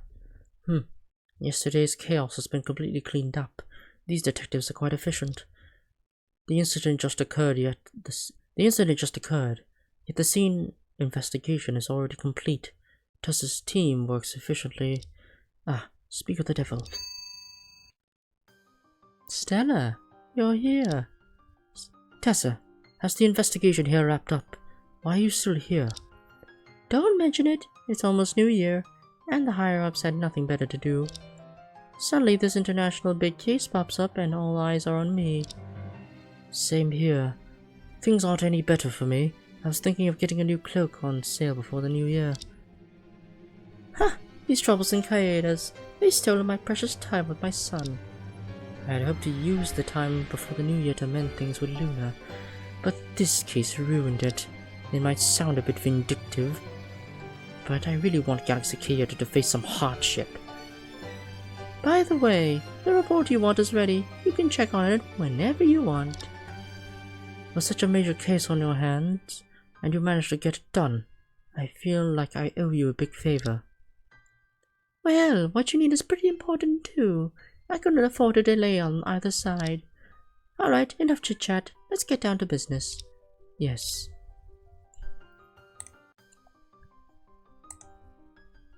Yesterday we discussed how this case has been becoming more complicated as we delve deeper. It happened at a specific time and place, and the victim had a particular identity, involving a slew of international figures. Indeed, especially Cal's pistol. It gave me chills when I saw it. That pistol is the first time it's been here since incident number 761, right? Exactly. This pistol has been missing for 5 years. Now it seems it should have been in Kujo's possession. I wasn't in court then. How did Kujo get it? His skills were indeed amazing. It's our fault for being careless and letting her cut off the power. As you know, the courtroom is a windowless room. Even in broad daylight, it's pitch black without power. If she used night vision equipment to sneak in during the chaos, taking the evidence would be like taking candy from a baby. Wait, she couldn't use guns, right? What's the point of her taking it? Who knows? Whether she could or couldn't, it's just her word. It's impossible to prove. I always believed the pistol was with her, but ironically, her death confirmed it. Since she was wanted, she couldn't obtain a weapon elsewhere. So she had to use this old pistol for self-defense. That makes sense. But then, why would she end up dead from this pistol? It's too strange. Well, I don't see it that way. Maybe she had already handed it to someone else, and then somehow ended up in Galaxy Kaeda's hands. No, I have a different idea. The bullets in this case are very special, with heads that leave no rifling marks. We can't even be sure if Kujo really died from being shot with this pistol. But such a claim would be highly detrimental to the prosecution. I wouldn't bring it up in court. Anyway, I was tasked with security, and now deep in bad luck with the situation. Everyone knows the prosecutor's office is just across the street. Sky Shield is incredibly audacious, practically provoking both of us simultaneously. Oh? So you sound like you already equated the killer in this case is directly with Sky Shield. No matter who Galaxy is, the person who killed Kujo in this situation must be connected to Sky Shield. Ha! I dare not jump to conclusions like that. At least, let's find solid evidence first. Tessa might have a casual tone, but her attitude to investigation remains serious and meticulous. I still have a lot to learn from her. Leaving aside the intricacies of the case, the scene has been thoroughly investigated. Regarding the contradictions raised by those two lawyers today, what do you think? In court, I might dismiss their objections for trying to defeat them. But we both know if their questions aren't addressed, we can't rush to judgment in this case. Of course not. Ending the case ambiguously is not your style. Since we're on the topic, let's discuss the incident's process. Although I hate to admit it, there were indeed issues with our evidence yesterday. If we insist that Galaxy fired 2 shots in a row on the 101st floor, the gunpowder residue on the 189th floor cannot be explained. I sent over to check that place, and those marks were definitely from gunfire. It was a forensic expert who confirmed it, which is far more convincing than those two lawyers messing around with the test strips. I don't think they would lie or fabricate evidence on such issues. Did you find anything about the so-called intruder on the 99th floor? Should I know that? The rope ladder on the 2nd floor has caused a huge security risk. If there's another infiltration route, I, as the head of security, will definitely be held accountable and have to write a report. It is serious. Can you show a bit of urgency? Based on our current hypothesis, Galaxy Kaeda arrived at the Skyrim Trade Center ahead of the victim, waiting for her. When the victim arrived on the 101st floor, he shot her and made some remorseful statements over her body. Then he moved the body to the rooftop on the 189th floor. There's a lot of evidence at that scene, along with the testimony of 2 witnesses. The only contradiction is the gunpowder residue on the 189th floor. I've thought of many possibilities, but none of them matched the number of the gun and the shots fired at the scene. Ha! Don't underestimate this small contradiction. One flaw can overturn a whole line of reasoning. I know that. I've experienced having a whole claim overturned by a contradiction discovered by a hateful lawyers. Don't tell me that the person who killed Kuzio was a Galaxy Kaeda. Oh my, what are you saying? How can you be trying to exonerate the defendant at this point? I wouldn't exonerate anyone. I only serve justice and law. Winning or losing the case doesn't matter to me. Not to mention the 2 lawyers. If I personally found out that the real culprit was someone else during the investigation, even under pressure from my superiors, I would demand that the prosecution drop the case. Your dedication hasn't faded at all. Come here, sweetie. Objection! I'm already 29! Tessa, you have been a mother for years. Can you be a bit more mature? Oh my, the pixie from back then is really gone for good. I really miss the days working with you, Detective Stone, and Detective Goldwyn, but that's all in the past. Indeed. Tessa must have suffered a lot from the loss of her friend and husband. Anyway, Galaxy Kaeda is still the prime suspect in this case. I'm not changing that stance. Really, the stubby guy was just here. My subordinates said he screamed as if he made a big discovery.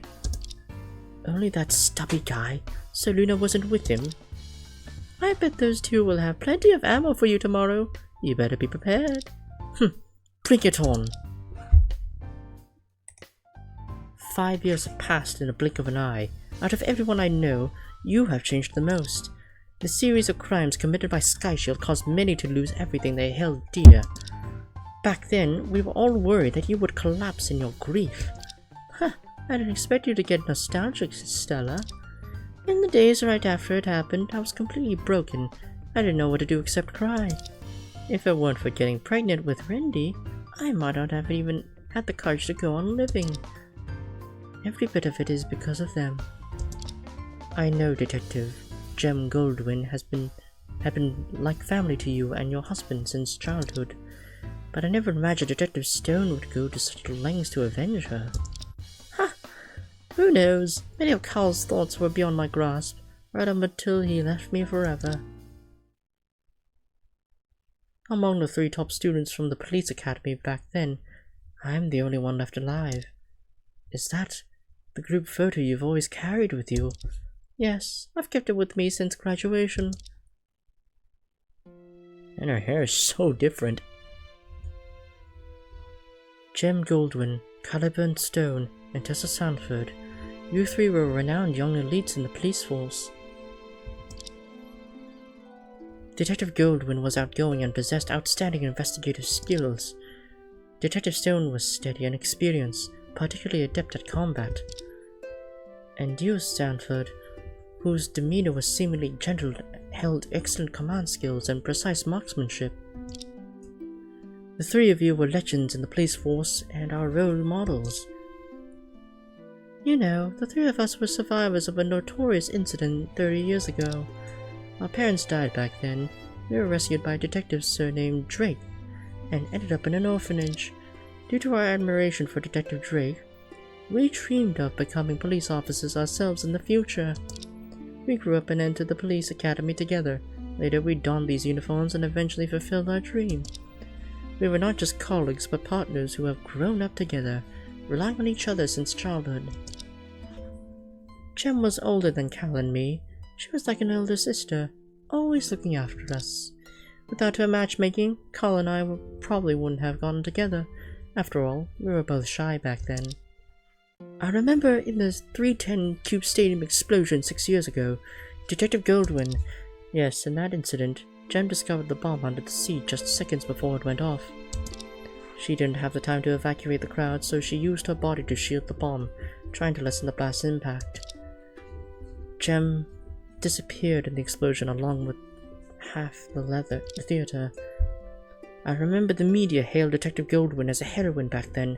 Her brave act significantly reduced the casualties, but being at the center of the explosion, she was obliterated in an instant, not even leaving a trace behind. Without her, I feel like losing half of my world. And only a year later, Carl left me seeking revenge for Jem. Once a legendary trio, now I am all alone, struggling on the front lines as a single mother.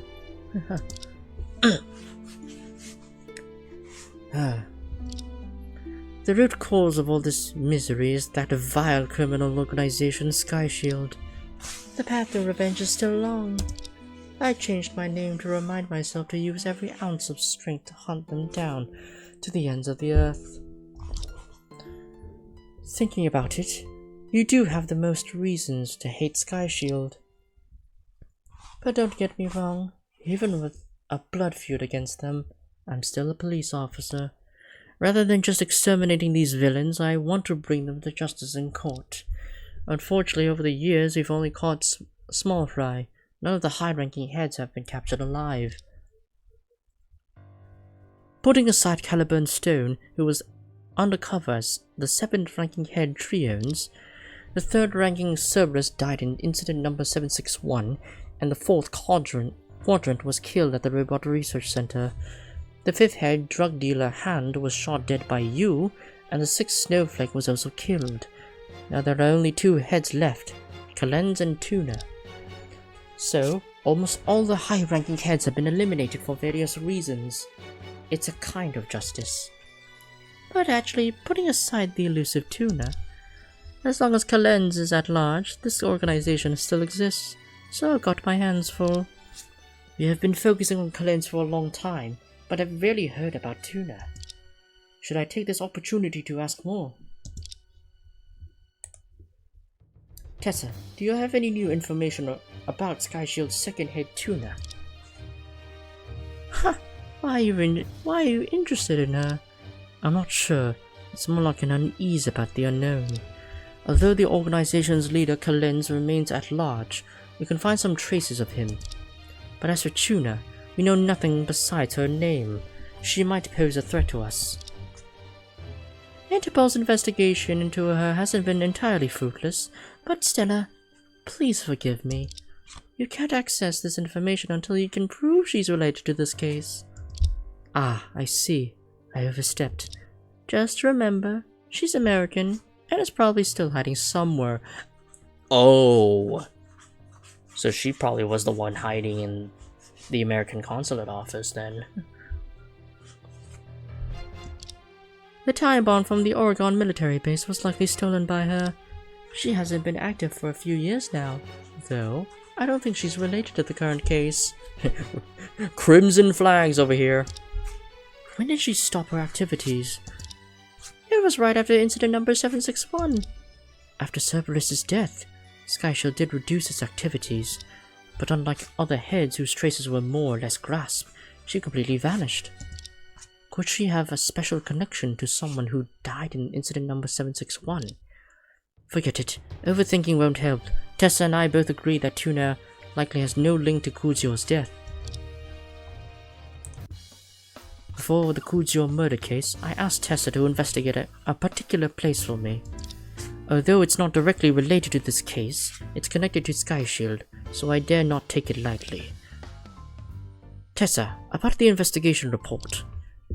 I had my subordinate look into it thoroughly. The place you wanted to investigate is named Murder Masons, right? Oh, the case from the first case of the game. The place, yeah, the setting, yeah, the place that was in the first place of the game. Yes, I got suspicious because the bomb remote control that caused the explosion came from there. It's a luxurious Chinese-style residential area. It recently became famous online because of a haunted house incident. After a thorough investigation, something quite surprising came up. The quarter was actually developed by an investment company from the Republic of Neon. Just as I suspected. Interestingly, its shareholders rarely show up. When we send people there, only the administrator greeted them. If it weren't for a murder case that happened there last year, it would almost be a forgotten corner of the world. Did you find any contraband there? There's a stockroom filled with a lot of old stuff. The remote control seems to have come from there. But other than that, we didn't find anything illegal. In that case, how did the bomb remote control get in there? Stella, if I just placed a remote control in front of you, would you think it's a dangerous item? Would you check it thoroughly? You're right. I also think that place is suspicious, but from our current investigation, we might be overreacting. If you're really concerned about it, you can check it out yourself. You might even run into an old friend.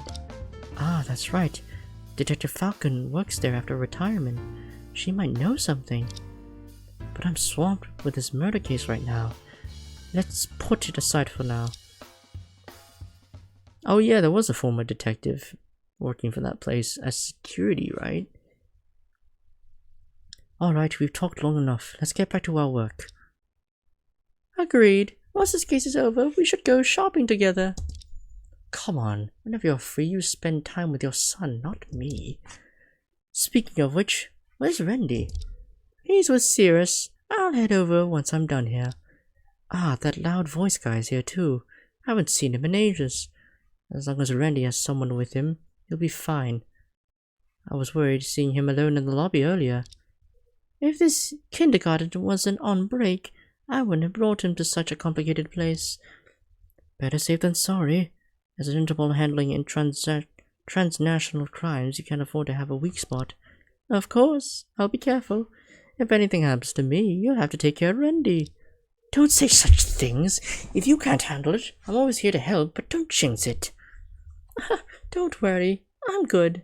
At least for now. You must be good all the time. I'm terrible at looking after kids. Alright, I had David Johnson open the door on the 99th floor. I'll go check it out now. I'm leaving now. We'll meet before the trial if there's any news. Alright, see you. Tessa manages to perfectly handle major cases while carefully taking care of her child. When will I become such a strong and resilient woman like her? I should re-examine this floor and then interrogate Galaxy Kaeda at the detention center. Deputy Director, emergency! I'm serious! Oh, it's him, yeah. Ah, that ominous shout is... Ah, Prosecutor Ray, you're here! I have something important to report to the Deputy Director. She just left for the 99th floor. Is it related to the case? Yes, as the case's lead prosecutor, you should know it too. The Deputy Director has had me tracking the origin of Cujo's bulletproof vest. Just now I had discovered its transportation route based on its serial number. I'm serious. What? Then report it immediately. Yes, ma'am. This bulletproof vest was from a batch of SWAT equipment purchased from Neon. I'm serious. For fear of Sky Shield's infiltration, the Deputy Director had me keep an eye on this batch. Each item had a unique serial number for tracking. I'm serious. This vest was meant for our SWAT, but was stolen during transit. What? Stealing our police's equipment is an act of rebellion. Please, let me finish. I'm serious. Thanks to the serial number, we tracked all logistics units in the city and found the best transit point. The transit point is a high-end Chinese-style residential quarter in the city. I'm serious. Oh shit.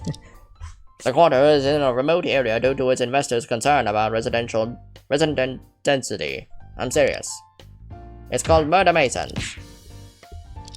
I knew it. I knew it. That place indeed has more secrets. The fact that the victim's vest came from there ties to the case. Go to the 99th floor and report this to Detective Sanford right now. Yes, ma'am. I'm serious. The site investigation is up to you. Have all reports on my desk by nightfall. There's not much time left. Finish it or come see me with your resignation letter. Sorry, I'm serious. I'll go find I'll find the Deputy Director now. It's impossible to investigate the crime scene myself. I should be fine to leave it to that loud voice guy. I need to head to that quarter now. There's something even Tessa doesn't know. The prosecutor's car should be downstairs. I'll leave this building and head straight to the quarter via Unity Avenue. Man, it's been a while since we investigated this place. January 29th, 4:45 p.m. Brother Mason's stockroom. Although this quarter had a haunted house incident, this stockroom looks pretty ordinary. On closer inspection, the walls seem to be made of high-quality reinforced materials. Is it necessary? There was a case here before, and Nuna had her first trial as a lawyer because of it. I initially planned to sneak into the audience, but I decided against it because I was worried she might recognize me. It looks like just an ordinary stockroom, and I have no idea where to start. I guess I'll have to ask someone who works here for help. Oh my god, he's still here. Today I'll take you on the tour of this legendary haunted stockroom. Though today's look is somewhat different from the usual, I still ask for your support, dear viewers. Why is there a girl in Han Chinese clothing doing live stream here? Oh, excuse me, miss. Have we met before? I'm a prosecutor, here on official business. Please move your camera away. Whoa, it seems I've encountered an important person. Dear viewers, please hold on. I'll end the stream for a bit to handle something. Make sure to come back soon. What a strange person. Though I don't know why, I don't feel any feminine vibe from her. Anyway, she seems to know more about this place than I do. I'll try talking to her. Name, occupation, please. Oh, this really feels like being in court. I'm Shivery Camel in Spooky Shack. Please make sure to check out my streaming platform account and follow me. Enough! I asked for your real name. Oh, okay, don't get angry. I'm Bamboo Deer, a horror streamer. Will a horror streamer wear Han Chinese clothing? I also work as a guide in Han Chinese clothing, handmade craftsmanship, sugar figure maker, and key duplicator. If you need it, I can even make sugar figures and keys in your likeness. What a mess. Wait, Bamboo Deer? I remember this is the name of a witness in the murder case that happened in this quarter. Wait, you're Bamboo Deer? Aren't you a man? And I remember you were arrested after that case. Why are you here? As expected of the esteemed prosecutor, you're well informed about the case. This outfit's mainly for work. No wonder I didn't feel any feminine vibe from him. He's cross-dressing, and his personality seems completely different from when he changes clothes. I was indeed arrested, but you know, I was seriously ill at the time. I was given a suspended sentence. Not surprising. Your fault in the case wasn't severe. Are you better now? Yes, I've had surgery, thanks to that old prosecutor. With his help, my brother and my situation gained a lot of public attention. I also received many donations. Now my illness is almost cured. I've just come out for some fresh air. I hope one day more people will follow Shivery Camel. I want to repay the donations with my own efforts. Under the current legal procedures, he indeed got the best outcome. Good, I'm here to investigate a case. I have some questions for you. Sure, I'll tell you everything I know.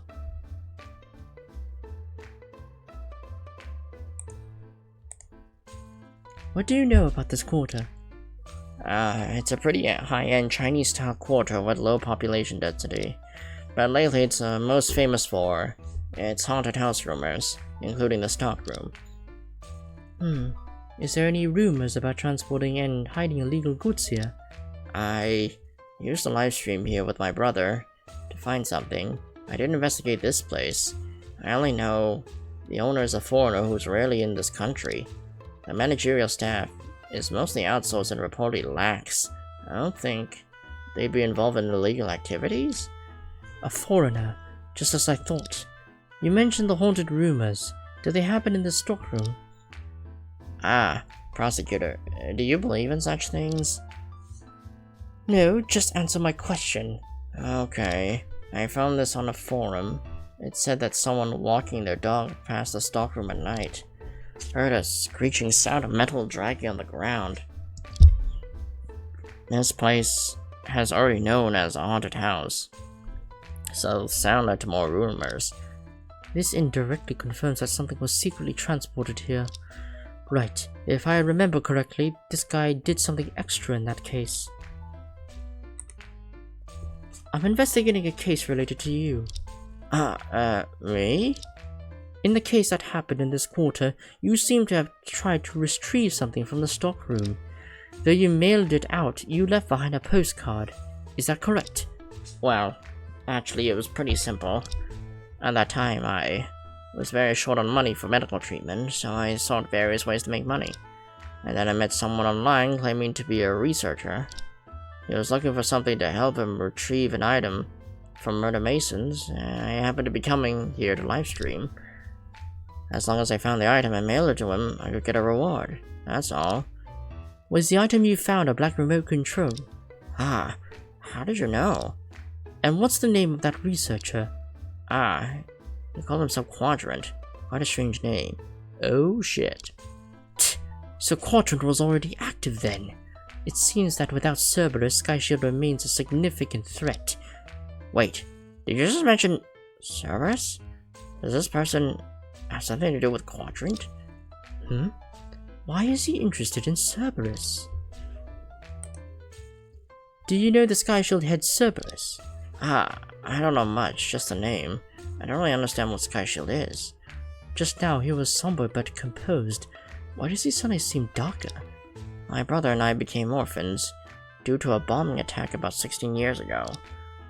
Later I learned from the news that the person who organized that crime was someone called Cerberus.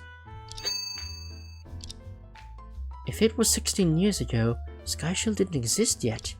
So he was already active under the name Cerberus back then. Yeah, so 5 years ago, when I heard from the news that Cerberus was killed, my brother and I moved on and tried to start a new life. But you just mentioned Quadrant. Is he Cerberus' accomplice? Did I unknowingly help someone from Skyshield? And because of that, my brother... Oh no, this topic is making him even darker. Sell me a sugar figure. You said they're delicious, right? Sure, you have great taste. My sugar figure stall is just outside. Just a moment, I'll grab my stuff. You switch moves way too fast. Okay, wait for me at the stockroom entrance. I have something to do now. Sure, I'll be at the entrance, calling out for customers. You'll hear me when you come out. Phew, hope he feels a bit better. I need to find Detective Falcon. No more delays.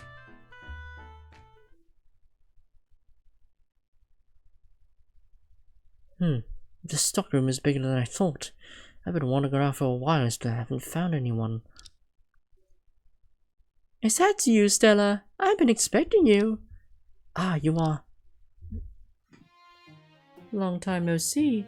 I heard from the other detectives that you were coming to investigate.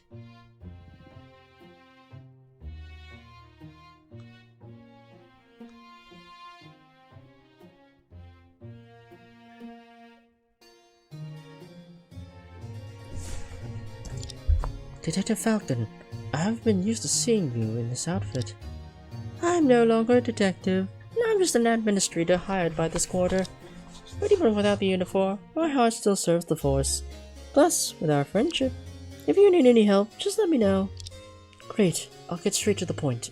I have some questions about this quarter. Still as straightforward as ever. If you need anything, I'm here to help.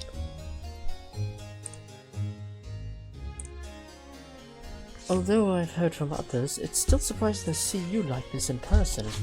Huh? Do you mean my outfit? Well, I have to cook as soon as I get home, so I leave the apron on. But you don't have to wear it to work. I mean, your abilities and achievements were on par with Tessa. If you had not resigned, your future would have been bright. Didn't expect you to worry about me like that.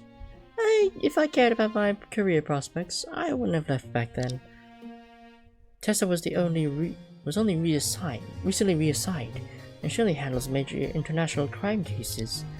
Without a capable hand like you, every case gives me headaches. Don't worry, like I said, even if I'm off the force now, it changes nothing. Just treat me like you're a non-staff member, assign cases straight to me like before. Forget it, With the new year approaching, everyone's swamped. How can I make you busy all the time? Plus, your husband's back in the combat zone. You're the only adult holding down the fort at home. Don't push yourself too hard. If things get too overwhelming, I could lend a hand after work. That won't be necessary.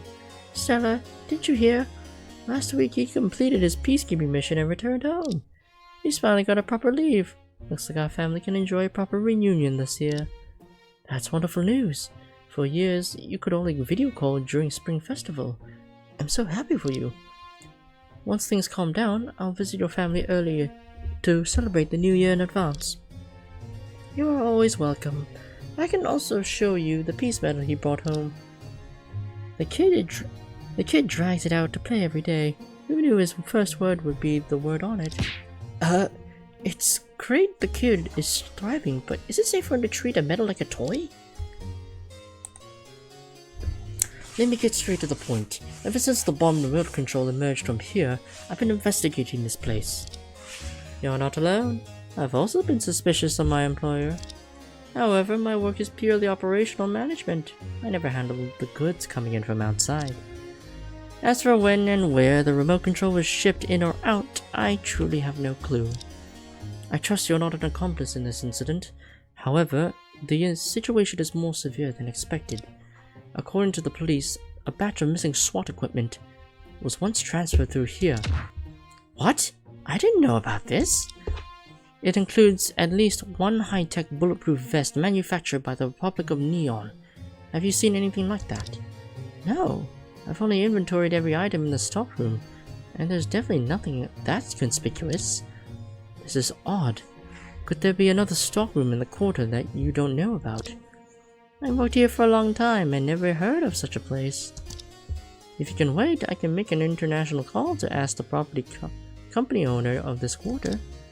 An international call, just as a thought.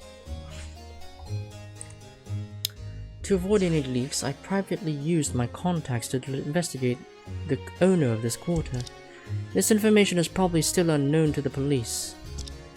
Ah, so impressive. I only know he's a businessman from the Republic of Neon.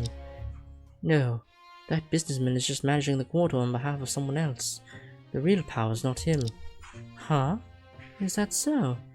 Even that businessman rarely shows up. He has never given any operational directives, only occasionally bringing in new furniture. Whenever I report the sales, rentals, and management situation of the quarter to him, he always seems indifferent. Didn't you find that strange? Of course. I had doubts, but never delved deeper. After all, I'm no longer with the police. And until the bomb remote control appeared, this quarter was the center of the incident. Telling her won't make a difference. The true owner of this quarter is that person. That's all I want to ask. And next, I want to apply to you, the administrator here, for searching this quarter. It's my pleasure. So please show me the search warrant. Ah, well... Huh? Don't tell me you'd rushed over here without applying for it. Oops, I came here immediately after hearing from Cirrus. I had no time to apply for such a thing. The approval for a search warrant takes at least 24 hours. By then the trial would be over. Well, as the administrator, I can't allow you to act freely without a search warrant. But since I'm a citizen of this country, I must exercise my rights and duties. What do you mean? If there was stolen SWAT equipment here, it would be a serious criminal case. For the safety of the surrounding area and the interests of my employer, I should conduct a thorough investigation. And you, Stella, will be my temporary consultant. The fee is $1 per hour. Is that okay? $1? What cheap labor I am! But it perfectly circumvents all the procedures. You're really something. Several villas in my administrator's cabin, as well as the stockroom, are all simple structures. If there's anything wrong here, it's likely within the stockroom. Just in case, we should check the other places later. I used to handle field operations, usually arresting criminals. Searching is not my strong suit, so I'll leave it to you. Good. Let's begin our long-awaited cooperation. Nice to work with you again. The stockroom isn't large. I do need to inspect each and every corner carefully.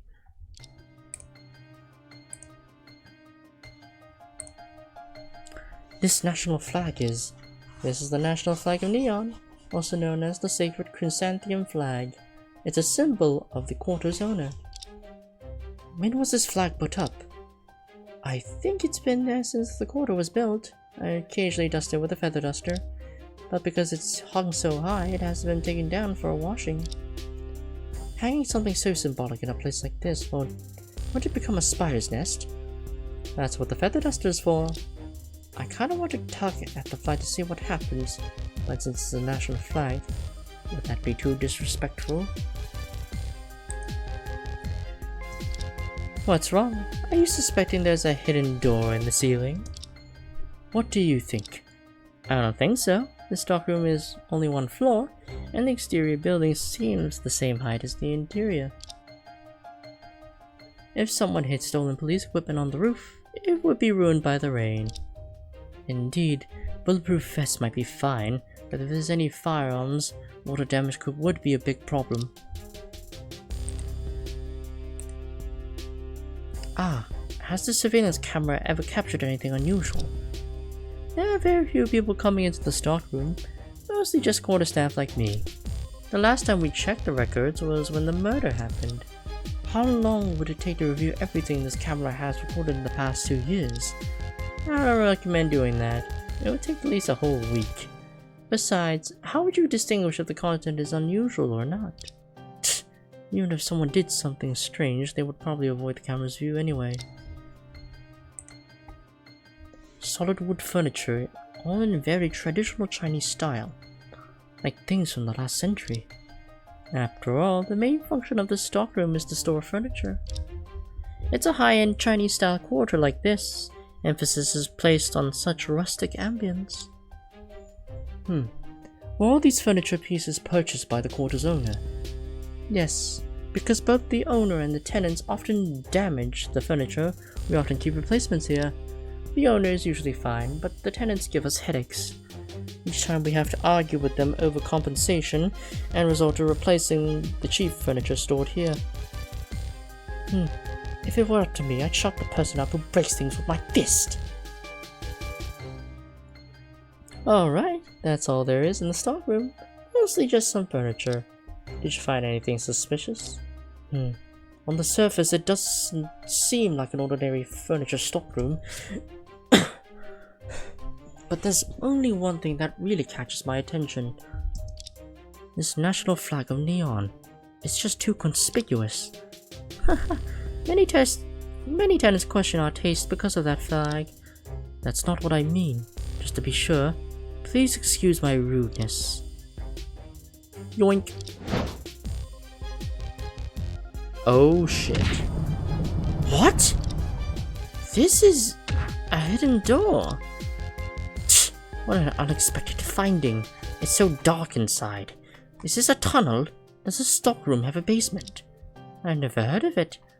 Let's go down and check it out.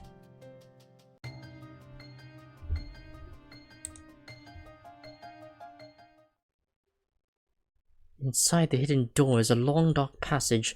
Detective Falcon and I can barely proceed with the faint light from our phones. The winding path continues for over 100 meters. When the light appears again, we can't help but gape. Oh shit. What? What are these?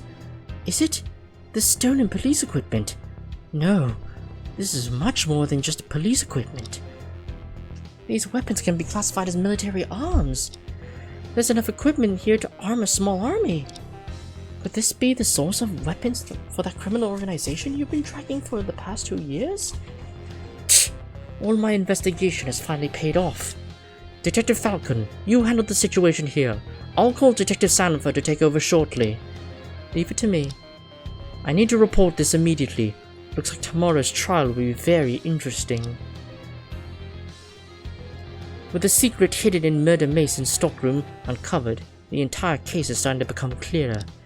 All the clues connected by the evidence are beginning to form a full picture in my mind. That brat Silas should be back by now. I need to call him to come over to exchange information. Luna and that stubby guy. You have no chance of winning this case now. Let's see what happens tomorrow. The Search of Final. Chapter of Summer End. Okay, so Luna's winter, Stella's summer. So then who's autumn and spring? I'm guessing Silas is autumn? Yeah, let's save Charlie for last. Get ready to proceed, yes.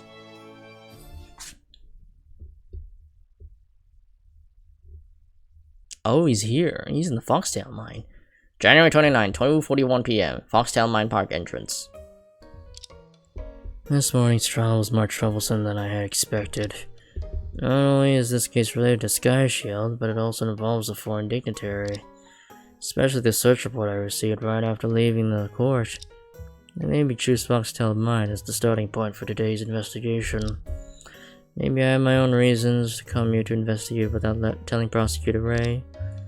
I thought there would be no one here after the last case. But surprisingly, there's an eccentric guy here. Busy with something early in the day. Yo-ho, young prosecutor. A long time no see. Happy New Year. I haven't officially met you, have I? Although I've only seen your impressive presence in the gallery, a brief encounter means we're not strangers. The way you're dressed, so stylish. It'd be a shame not to take a photo. Let's not waste time. Strike a sad but not hurt pose. This guy hasn't changed at all. And how can a pose convey sad but not hurt? An elegant pose, as if you're amidst the black and white keys of a piano, exuding an endless stream of artistic aura. Aha! You are indeed handsome and talented. Just look at how dashing you appear in this photo. Let it go, for the sake of his good taste. Give me some feedback, young man. If you don't provide any feedback, how am I supposed to improve my work? Alright, you're wearing headphones, so you probably didn't hear me. I'm listening. You should have said so earlier. I thought you couldn't hear me. Here, give me some feedback. So noisy. Whoa, don't shout at me. I didn't expect to be starting hearing this outside the courtroom. What are you doing here? I'm just scouting the area. It's my client's fault. He's so demanding. He took a set of photos, but I wasn't satisfied and kept pestering me. So here I am, studying the place again. You sure have a lot of free time. Hey, can't help it. When you run into acquaintances in a place like this, you've got to spend time saying hello. Acquaintances? Is just seeing someone from afar in the gallery enough to call them acquaintances? Quite presumptuous. But he's a photographer. I can ask him about that video. I need to talk to you about something. What? A conversation with a prosecutor? That's sudden. Let me catch my breath. Feeling a bit nervous. However nervous you want to be, I'll still answer the questions. You're a photographer, and you have your own studio? You got it. My studio is entirely my own creation. I am the general manager after all. Photography, design, painting. I'm an expert in all these fields. Do you even have any staff? I bet you're also an expert at sweeping floors and taking out the trash. Let's just say, you can find my name in any photography website or journal. Sounds more like you're just working here and there. And my photography work covers everything. Portraits, landscapes, still life. Enough. I'm not interested. I'm a little hurt that you put it so bluntly. I want you to take a look at this. Let me see. This is a video? Isn't this footage of nothing? The person filming is either a child or an old man, right? You're right.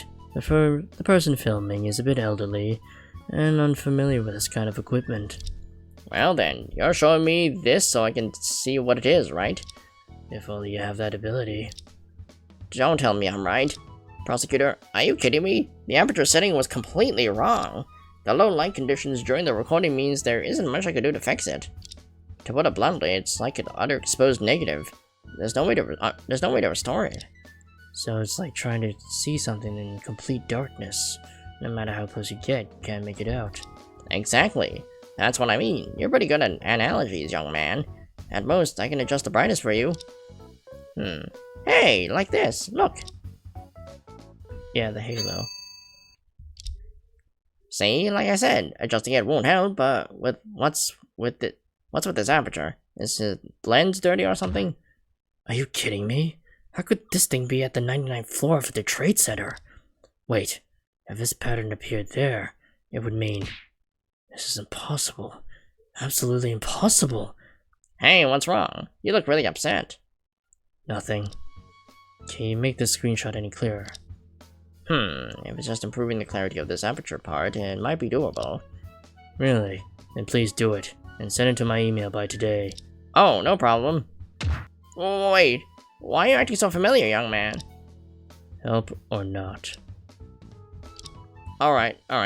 Oh man, I really have karmic connection with you lawyers and prosecutors. I don't even work as a journalist anymore, so why do I keep getting involved in these things? Journalist?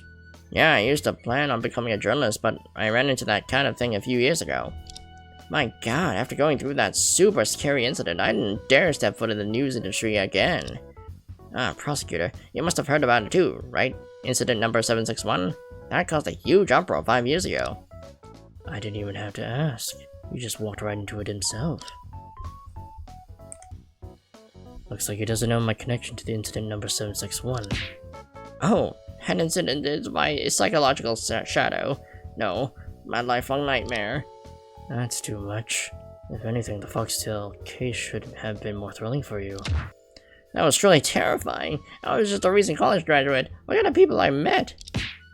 First a voyeur, next it was a terrorist, and then a bomb-crazy lawyer. And then there was that particularly fierce female prosecutor. But that bespectacled prosecutor was a really good person. It's a pity he later died along with that terrorist. Truly a talent gone too soon. That was my father. Oh, so that was your father. What? That was your father? And you wanted to be a journalist with just that level of ability? Although it doesn't bother me much anymore. This quiet atmosphere. Well, I'm sorry, I didn't know. Please don't yell at me. It's in the past. It's fine.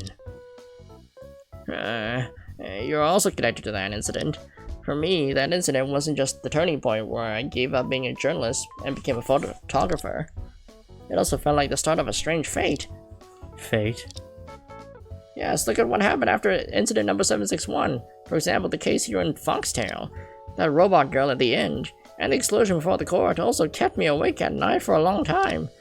It feels like there's some great tragedy pulling us together, as if we keep circling back. Whoa, the more I talk, the scarier it gets. Mystical stuff really can't be explained. Even though what he's saying makes no sense, I can't deny I feel the same way. If he knew that Kujio was killed just yesterday, and that it's still us handling the case now, how would he feel then? It seems like I suddenly expressed some strange feelings. Anyway, although I don't know what case you're investigating, I'll definitely cheer you on. Just don't arrest me for questioning. Goodbye. Ugh. I kinda feel a bit heavy meeting someone I didn't expect. This heart-shaped halo. If it's as what I think, the situation could be really disastrous. Pfft, I hate making choices the most. Hopefully tomorrow won't be putting me in such a situation. Red flag, red flag! Foreshadowing. Alright, time to focus on the task at hand.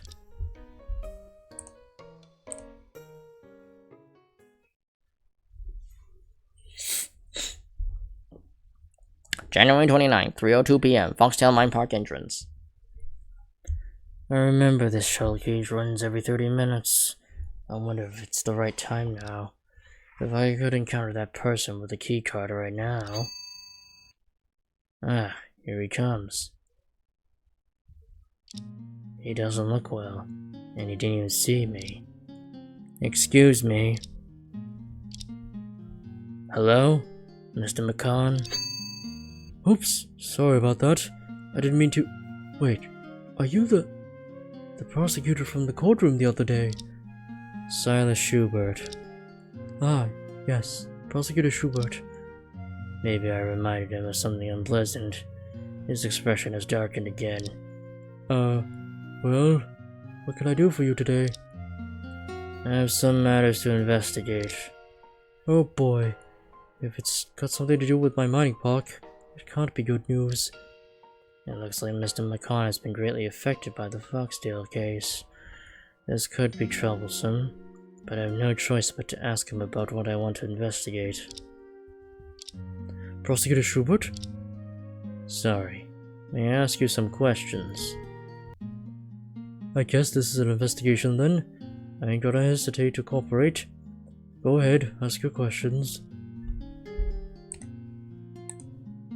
Before asking about the matter at hand, should I inform him about Kujo's situation? The incident happened just yesterday, and Kujo's identity was confirmed this morning, so he definitely doesn't know yet. Prosecutor Schubert, just spit it out if you got questions. Wait, are you about to ask something related to Sophia? Oh no, I've been silent for too long. Well... Has there been any news about Sophia? After that court case, I was totally thrown off by the outcome at first, but after kicking it down here in the mine park for a few days, I started to get it. Sophia must have carried a lot more pain in her earlier life than I ever knew. It's tough for everyone, but for her to do what she did, she must have been through some really rough stuff. Now that I think about it, no matter how she might have fooled me or screwed up, I understand. Mr. McCon. Even if she'd gone all worldwide, wanted and everything, I just can't let her go.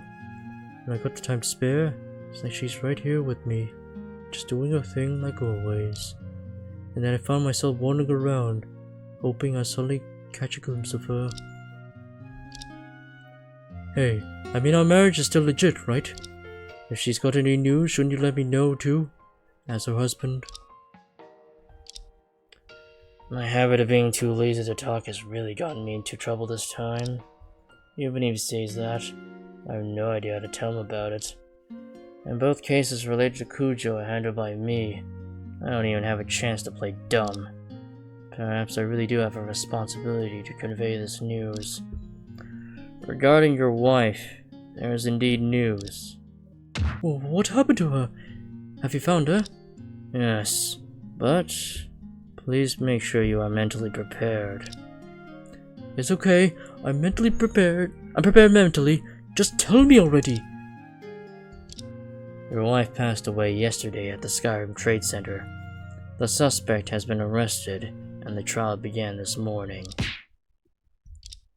I deeply regret what happened to her. Please try not to be too sad. That day, once her identity got out, I knew this day was coming. Yes. It was murder, and she killed more than one. There's no way around it. She had to pay for that. I knew it. Thinking Sophia could come back to me was just a pipe dream. It's been 2 years, and looking back, those 2 years with her, they were worth more than all the money I've made. That laughter sounds incredibly heart-wrenching. Or rather, he wailed here instead. Death cannot be undone. I'm sorry for your loss. This is so awkward, and I still have to ask questions. This couldn't be worse. I'm sorry, but I have another matter to ask about. Mr. McCon? Oh, it's fine. Go ahead. God took away all my hopes. Maybe that's not such a bad thing. So it's okay, if there's anything else I could help with, just ask. I'll do it to make up for Sophia. Thank you. Did you acquire this mining area 5 years ago? Yeah, that's it. The guy who owned this mine was running it into the ground, and then there was a kidnapping in the pit. After the cops busted in and saved the day, the whole mining area got left to rot. That's when I swooped in and lowballed the old owner hard to snag a sweet deal. In the years since you took over the mine, have you ever renovated the underground abandoned area? No way, absolutely not. The reason it's called abandoned is because you can't mine there. Ain't gonna waste money cleaning up a place that can't produce ore or be toured. It's been sitting there untouched for years. Who knew my lax management would lead to such a disaster? That's not your fault. According to him, the marks left there 5 years ago should have still been undisturbed. I'm here today to investigate that place. Is that okay? Huh? But ain't this case already closed? They're already closed. I'm investigating something earlier. Alright, go ahead, but sorry. I won't tag along. Hope you understand. For him, this abandoned area must have become like a restricted area.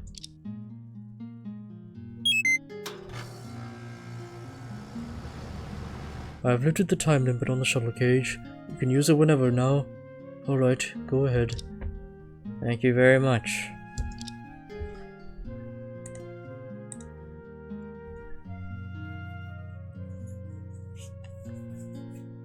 January 29th, 3:30 p.m. Foxtail Mine Park, Mine View Zone.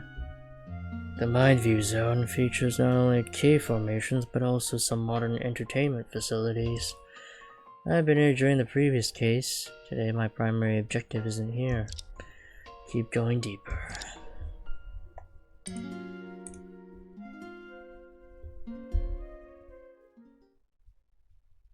January 29th, 3:35 p.m. Foxtail Mine Park, Abandoned Area. The abandoned area. Also the scene of the Foxtail Mine murder case. Though I visited 2 months ago for the investigation, today's purpose is entirely different.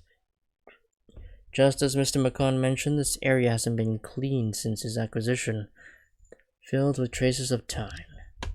It's like time has stood still. What I'm looking for might still be here.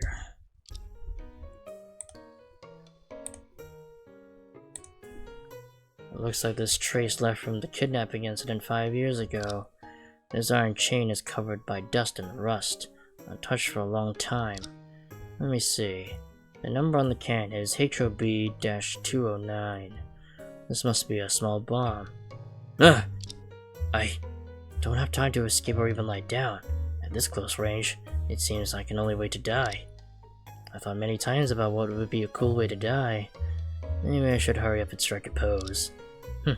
But if I die from a bomb blast, my body wouldn't be torn apart. So posing wouldn't matter. Wait, why hasn't this thing exploded yet? Is it looking down on me? Looks like it's a defunct bomb. Lucky me. I never expected rescue personnel would leave a bomb here. Even if it's defunct, it's still hazardous. No, wait, I remember from the report that the rescue team confirmed the area was safe before leaving. I have a great trust in our country's military and police. There might be more to this bomb. I need to investigate it myself. A segment of thick rope. The cut looks like it was made by a combat knife, which is standard equipment for SWAT. 5 years ago, Galaxy Kaeda must have been tied up here by Sky Shield. Rescue personnel were found in Galaxy under poor lighting conditions, so it's understandable they didn't take the rope with them. Ugh, I accidentally touched it. So dirty. Need to wash my hands well. I don't want to touch my piano with dirty hands. This knot. I see. My long-standing suspicion has been confirmed. The interior walls of the abandoned mine, neglected for years, are covered in various insects and spider webs. I dislike bugs, especially spiders. If it weren't for important matters, I wouldn't come near this place. Prosecutor Ray often mocks me for my fear of insects, saying that as a man I have less courage than she does as a woman. I suggested she compare me to a more ordinary woman, and she immediately brought up Detective Sanford and Miss Nabuki. Why are there so many berserker-class women around me? What is happening to this world?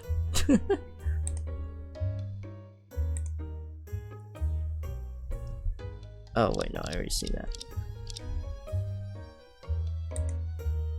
It would be nice to have some soothing background music in the dim light. Piano here could paint a picture of unpretentious self with the music. Wait, this place might be transformed into a jazz bar? I'll discuss it with Mr. McCon after this case is over. I hope he likes it. Okay, I never knew Silas had thoughts like these.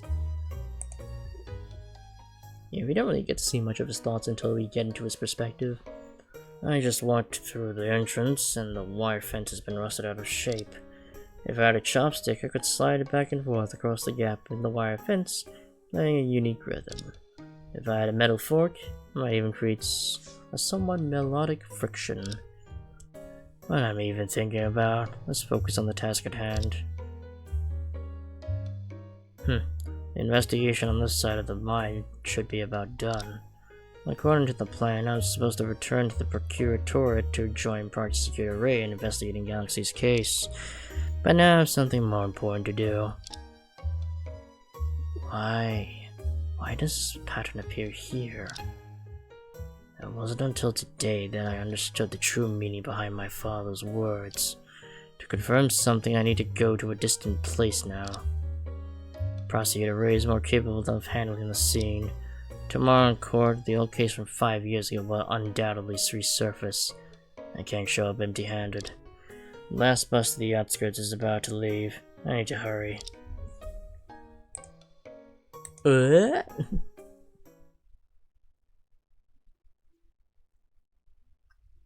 Yep, he's going to Lemon Village. This rough mountain road is really trying. How did those two lawyers endure so many trips to this remote place? January 29th, 5:20 p.m. Lemon Village, village entrance. Ugh, so this is what the scenery of Lemon Village looks like. I've only seen photos in Prosecutor Ray's case files before. Being here in person is completely different from what I had imagined. So Annie Lemon grew up here. Her mind must have been quite serene, full of memories of this place. I heard Prosecutor Ray mention that there should be a highly skilled doctor in this village, and I've seen his photo. The purpose of my visit is to find him. I won't run into him directly on the main road, right? Oh, and he just so happened to bump into him. Did I just jinx myself? Hello. Musician? Prosecutor, Silas Schubert. I see. My apologies. Dr. Vincent? Indeed. Hey, aren't you gonna say something? He's someone who can out-silence me. I have important things to do, so I'll concede. I received the case materials. Congratulations on safely returning to the village. Thanks to Wolfgang Coreyfield and Mr. Drake. I remember Elio Giordano's accidental death verdict, and the police ultimately didn't file the case. His attempt to shift blame was also overlooked due to the lack of cooperation from the parties involved. Did you come all the way for the matter concerning the village chief and Annie? Even if their information is well connected, you must know about the case after such a long time. I don't want to trouble myself at this time. Not exactly. I have some personal matters to consult on. Some matters that only you, as the village doctor, can answer. My medical skills aren't so exceptional as to warrant outsiders making a special trip. ZBL-type night blindness. At least in our country, no one understands it better than you, right? You're interested in it? If it's inconvenient. There's no inconvenience. Discussing this topic is part of my duty. I'm deeply grateful. Every villager of Lemon Village has this night blindness, right? Yes, ZBL-type night blindness is an extremely rare genetic disease. Its cause remains unknown. Tracing its origin, our village genealogy records our founding ancestors from Southern Song Dynasty nearly 1,000 years ago. The inability to see at night has been a characteristic ingrained in every villager's bloodline since this time. Can this disease be cured now? If you had asked a few months ago, this disease would still be incurable. But recently I've combined Eastern and Western medical techniques to develop a medicine that suppresses the symptoms. Although the disease remains incurable, the medication enables normal sight function during its use. No wonder the village chief, Graham Lemon, was unaffected when he went down into the dark mine earlier. To develop such a complex medicine single-handedly, his medical skills are truly remarkable. Oh yeah, I never actually considered that. Yeah, because he has night blindness. I understand about the medicine. Since it was only recently developed, what about a few years ago? A few years ago? Yes, 5 years ago. Oh, 5 years ago, not a few years ago. This medicine wasn't available then, was it? Of course not. Back then, patients used machines to glimpse into the night's beauty, but it wasn't the same as reality. Besides being unable to see in the dark, how does someone with this condition fare in terms of mobility? Natural nights still have moonlight and lamps, but artificially dark environments can be darker than night itself. Inside a closed room without windows with dim lighting, patients can be considered as blind. Even with small light sources like flashlights, their vision is severely limited, making movement nearly impossible. I see. Suppose there's a person with this night blindness, lacking any shooting talent or professional training. If they were attacked by a criminal in the dark, would they have a chance to shoot and hit the attacker? Oh! He suspects that Galaxy has night blindness. There would be a chance, since firing in any direction could potentially hit. But considering accuracy, it's as unreliable as trying to revive the dead with acupuncture. Are you saying it's almost impossible? I've researched this blindness for many years, and I'm also a patient myself. As you said, no one understands it better than me. I understand. In this case, things are truly heading in the direction I least want to see. What should I do? Since a while ago, his expression has remained calm, without anything unusual. These days, this peaceful little village has experienced too many blows. The exposure of night blindness, the village chief's passing, and Annie Lemon's matter. As one of those involved, although I didn't initiate these events, I still feel somewhat guilty. Due to the ineffectiveness of the Procuratorate, this peaceful little village has suffered a lot.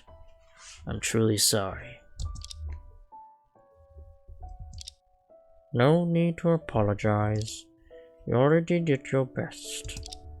But what happened to the village chief and Annie once immersed the entire village in grief. But we still have expectations for all of you. I see. Their endings, though regrettable, perhaps were unavoidable in the first place. Nothing. Forget it. Recently, due to these major cases, the villagers who rarely leave the village have started going out. They want to learn about the experiences of the village chief and Annie in their outside world. Annie was full of expectations for the new world when she stepped out of the village. She brought this world to all of us. We have to move on. Despite his composure, I can still sense an indescribable sadness in his words. This serene little village has truly experienced too many hardships recently. Keep up the good work, young prosecutor. I will. Thank you. You mentioned just now that the endings of Annie Lemon and the village chief were unavoidable. Why? That's a long story. Long and sad. 16 years ago, after a natural disaster, a severe plague broke out in Lemon Village. At that time, I was still a teenager, and I witnessed dozens of villagers succumbing to the illness. Annie's parents also perished in that calamity. The plague not only claimed lives, but also left many who were fortunate enough to survive with chronic sequelae. Annie, still a baby at the time, was included. What a pity. That's why I left the village to school, and even traveled abroad to learn medicine. Unluckily, after thoroughly understanding the plague back then, I realized there was no cure for Annie's condition. 2 years ago, she started showing signs of increasing weakness. It was a miracle that she lived until last year. But her condition suddenly improved overnight, as if she had never been ill. It was so weird. Last year. That should be the time when the real Annie Lemon passed away. After that, I invited Annie to continue the examination, but the village chief forcefully prevented it. I couldn't figure it out until I heard about the events around Christmas. Then I understand everything. I have studied and worked overseas, not completely ignorant, but still shocked by the advanced technology. It's just such a pity that even the Annie who we didn't really know. We can never understand the fate. May the departed rest in peace. Sorry for reminding you of these things. It's all in the past. Sorry. I have a call. Go ahead. This number. It's Miss Ray. Miss Ray? Come back quickly! We got things to do! I'm in a very distant place. I'm afraid it'll take some time. I don't care where you are! Just come back now! Otherwise you know what's waiting for you! Alright. If I set out a bit later, she would really show her fist. I actually wanted to take a detour to enjoy the scenery. Thank you for your hospitality, Dr. Vincent.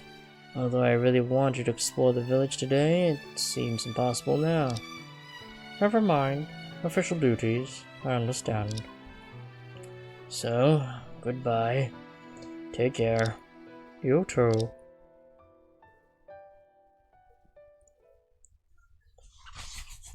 After bidding farewell to the village's doctor, I quickly boarded the bus for the return journey.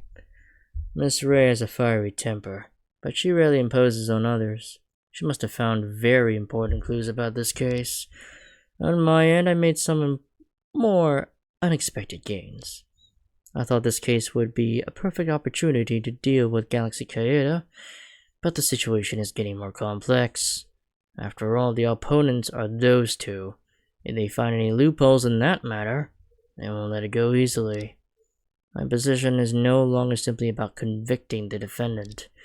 The disaster from 5 years ago marked the beginning of the Symphony of Fate. Since that day, I have carried many responsibilities that others can hardly imagine, along with a huge secret. Now we have finally opened the final chapter of the score. A concert should be an ocean of joy. But when the curtain falls on tomorrow's show, how many people will still feel the joy? Father, I hope your ideals were not wrong. I have always believed in them. The search for final chapter of Spring and... Really? He's Spring of all things? Alright. Charlie Drake. Saving the best for last. Good old Charlie Drake. January 29, 3:55 p.m. Skyrim Trade Center lobby. Unconsciously, Luna has gradually become more independent and mature. Even if we work separately, there's nothing to worry about. In less than a year, she has already become capable of standing on her own. I'm glad to witness her growth. But just as I was about to go find Detective Sanford and seek her permission for investigation, I encountered something that I'm least skilled at. Is he Detective Sanford's son? Why is he coming out of the elevator alone? Hello? Hello, Your Honor. You're Randy, right? I'm not a judge. You don't need to call me that. But you have a beard, and you look so old. Hey, this isn't a beard. It's just stubble. And I'm only 31. Eh? But you don't look like you're only 31. Children's words can hurt the most. Forget it. Randy, did you come here with your mom? Yes, but Mommy's busy. I shouldn't bother her. Well. You are such a considerate boy. Dad keeps urging me to have a child, but I don't think that would happen in recent years. You better count on my elder sister. That would be more practical. Huh. You have an elder sister? Huh? Is that Sanford? It is! Okay. So you're here as well? My sister is not involved in the field of law, so I rarely mention her to anyone. So it's hard to imagine what your elder sister looks like. If she's as messy looking as you. Oh, I can hardly imagine that. She is indeed hard to imagine, but in an opposite way. Detective Sanford, have you been working with your child these past few days? Do I have a choice? The kindergarten is already closed. Do you want to help me take care of him? No, absolutely not. I knew it. Well, thanks to you two, I'm busier today than yesterday. No time to chat with you? You can continue your free activities. I'll go ahead. Hey, wait! Wait a sec. What's the matter now? I haven't said anything yet, but you're leaving. I have tons of investigation to do today, and I need your cooperation. If you want to go, just go ahead. But it's not solely up to me to decide whether to cooperate or not. Also, if there's any progress in your work, please keep me informed. How dare you say that? After all, it comes from your request, you troublemaker. Well. I'm really busy, and I have an appointment later. If you have any questions, just ask. Detective Sanford, I'll be straightforward. We proved in court that there may have been intruders on the 99th floor. Do the police have any leads on it? You're asking this question too early. What? You forget what the 99th floor is for. It's not easy to get investigation approval from Foreign Affairs Department. Luckily, the envoy is very cooperative. But even so, the police have to wait for about another hour before entering. Until then, not just you, even I can't go in. I see. So the prosecution won't have access to any clues either. At least they won't have the upper hand. I absolutely have no means to access the information about foreign dignitaries. Can you enlighten me? Even if you don't have the means to access it, after all these 2 days of investigation and trial, didn't you sense anything? If I have to say, it's Mr. Justice's subtle attitude towards this case, and the strange relationship between him and his son. Their personal matters are none of my business, but it's quite clear to me that their relationship is not harmonious. Oh, just not harmonious, and I'll say Galaxy is being quite polite to him. These past few days, Neon has been monitoring and obstructing our investigation at the behest of Mr. Justice. Even you can see that if his final goal was to rescue his son, there was no need for him to do such. A rumor is spreading like wildfire. Justice Kaeda may be involved in a larger crime. What? Are you indicating that he is connected to Sky Shield? I wouldn't make any judgments without conclusive evidence. I don't know if he has a direct connection to the Sky Shield, but there's some connection between him and its members. The victim in this case was someone we're familiar with. The police have always had information about her background. Editor Kujio was an orphan and had spent some time begging on the streets in Neon. The turning point in her life was when she was adopted by a local wealthy family. I've heard about that. Have you found her adopted parents? No, she concealed information about them perfectly, and the police have been unable to find any leads. However, this case has provided us with a whole new perspective on the matter. The wife of Mr. Justice is named Evelyn Kaeda, but before marrying Justice Kaeda, she had a different family name. Kujio. What? Where is his wife now? According to the information obtained by the police, she passed away many years ago due to illness. I see. Neon has a limited number of surnames, and the population is not that large. Kujio is quite a rare one. Whether it's a coincidence or a hidden truth, Mr. Justice's unwillingness to cooperate with police limits our progress. But we need to be aware of this possibility, both of us. If Erika was indeed the daughter adopted by Mr. Justice's wife, then Mr. Justice would be her adopted father, and Galaxy her brother.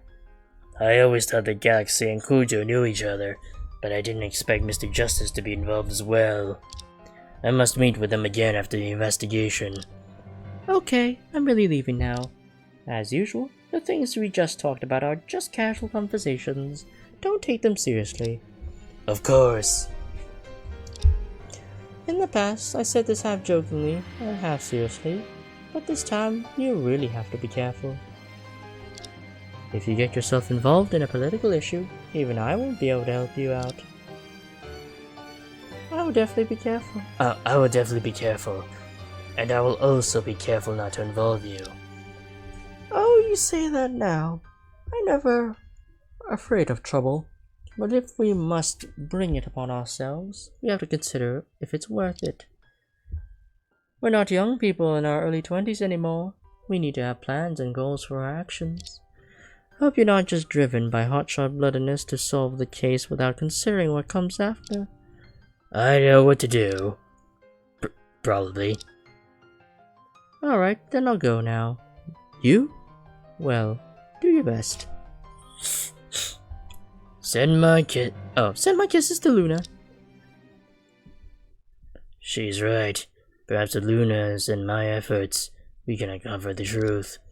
But what comes after that? Do we even have enough ability to confront the forces behind it? What stands in our way? Is it just visible power, or something deeper? Forget it. Luna is taking action at this moment. I have no reason to stop because of these random thoughts. I've already obtained the investigation permit for the 101st floor. From Detective Sanford. I should hurry there.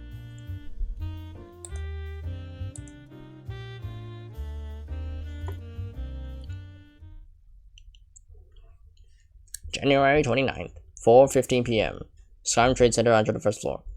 There are still quite a few police officers here, but their expressions seem less strained than yesterday. Although I have obtained the investigation permit, I better walk softly and avoid causing trouble.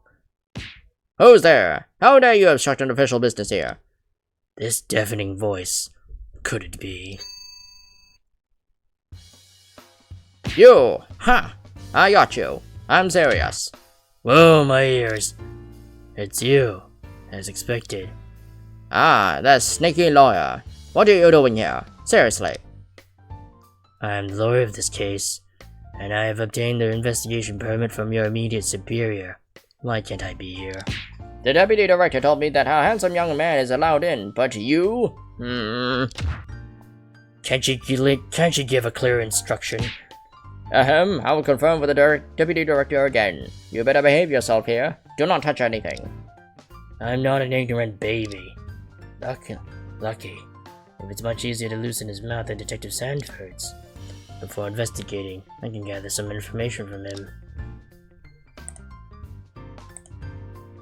I must say, Detective Spark, it's been a while since we last met. Oh, yes. During this time, I have diligently fulfilled my duties. I'm serious. You, sneaky lawyer, haven't changed, always taking on cases that are impossible to win. You don't need to worry about that. But have you really been fulfilling your duties? I haven't seen you in several cases. I've been too busy to eat. How could I casually show up at the scene of a case? Huh? Really? What have you been doing then? For example, I helped the deputy director take care of her child, and I tidy up Prosecutor Ray's office. I'm serious. And also I follow Prosecutor Schubert's orders and help him move the piano. I'm serious. I can understand the first two, but what does that guy have to move the piano? And aren't you an officially assigned detective? Why are you taking their orders to do such things? This is my effort to promote friendly communication between the police and the prosecution. I'm serious. It's probably because you're a pushover that everyone assigns you random tasks. Even if I were to apply for a job as a nanny now, I wouldn't lose to anyone. I'm serious. I'm serious. Well. I feel like he has been developed in a strange direction. Since you're so good at helping others, please give me a hand during my investigation later. I have principles. Seriously. I'll help only if I can. Even under torture, I won't assist in forbidden actions. There's at least 20 police officers within our sight. How am I supposed to torture you in front of them? Anyway, I won't lose to you. Absolutely. Who's competing with you? Any breakthrough progress on the on-site investigation? You come to the right person. I have a very clear understanding of the scene. I'm serious. I'm all ears. We investigated for a whole day today. No progress. I'm serious. Why do you say that so proudly? The 101st floor has no obstructions except for a few load-bearing columns. The entire scene is extremely simple. No matter how much we investigate, we won't find anything new. I'm serious. First question.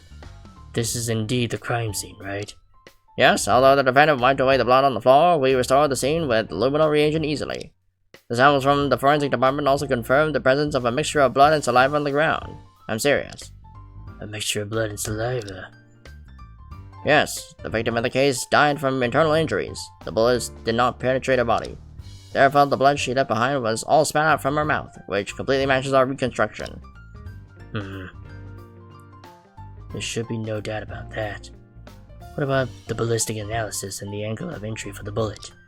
Well, take a careful look at the big hole in the window. Have you seen such a big hole? Have you seen such a bullet hole? Indeed not. Is it caused by some kind of armor-piercing projectile?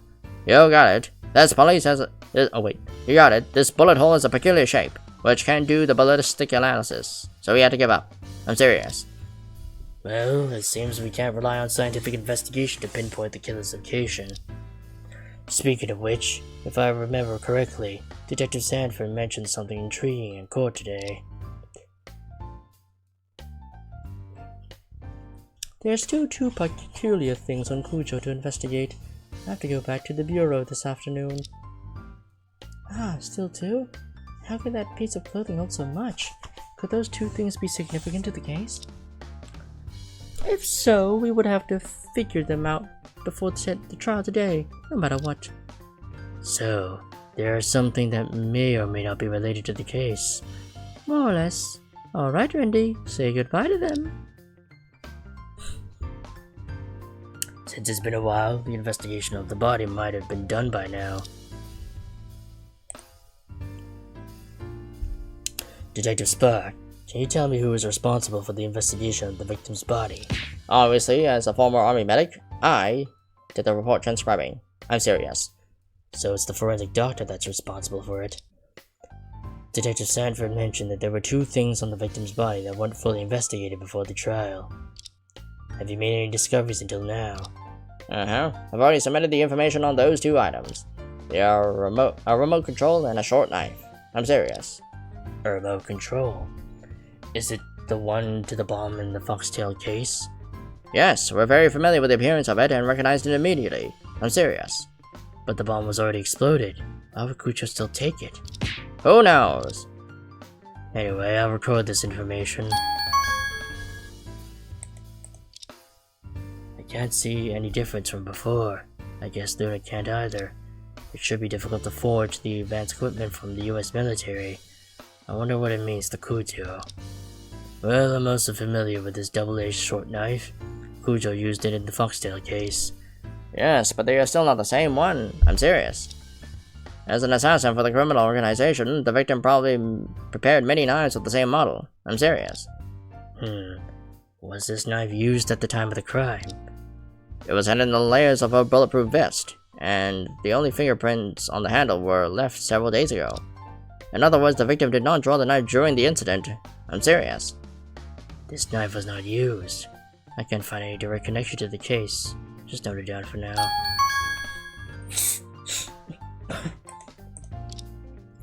That's all the information I can gather. Now it's time for the long-awaited on-site investigation.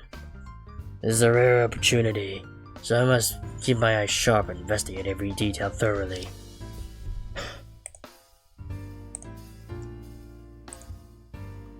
The entire floor is surrounded by 360-degree floor-to-ceiling observation windows made of unusually thick material.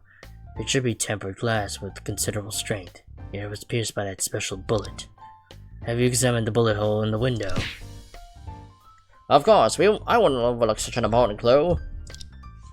The data has already been reported to the Deputy Director, and I haven't discovered any further information today. I'm serious. I see. Due to the continuous vibration of the bullet, an unusually large hole was drilled into the glass. Since the glass itself is extremely sturdy, there are no radial cracks. In that case, it would indeed be difficult to conduct a ballistic analysis based on it. You got the point. The defendant's pistol was fired a total of 2 shots at the time of the incident. So he definitely shot the glass with one round and hit the victim with the other. I'm serious. This guy probably doesn't know about the gunpowder reaction on the inner side of the rooftop, but it's useless to tell him. Galaxy claimed that when he picked up the pistol, he fired a shot in self-defense. Let's assume he is the killer of Cujo. Then his shot should have hit the glass. Someone else must have fired at Cujo. Is there really nowhere to hide on this floor? Like a hidden door on the ceiling or the floor? Hidden doors again? They don't exist in reality. Poor imagination. I'm serious. Well, well. I can't think of any other possibilities. Only the load-bearing pillars can be taken as cover in this floor, but they aren't very narrow and can't hide a person at all. Galaxy would definitely be on guard when he got the pistol, so there's no way he would notice anything hiding here. Could the killer really have shot from outside? This is the 101st floor after all. Hey, I mean, there are really no shooting platforms at the same height nearby. Are you blind? Can't you use your eyes? Indeed. I feel like I can't see any buildings at a similar height around. If the killer used something like a helicopter, it would make too much noise, and someone would have noticed. I still can't think of a second possibility. Do I really have to argue that Galaxy accidentally killed Cujo?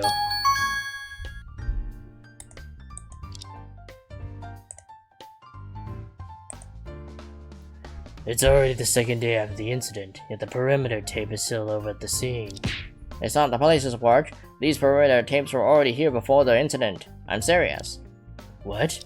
Yes, this floor hasn't been put into use, so the developers used the perimeter tape to cordon it off.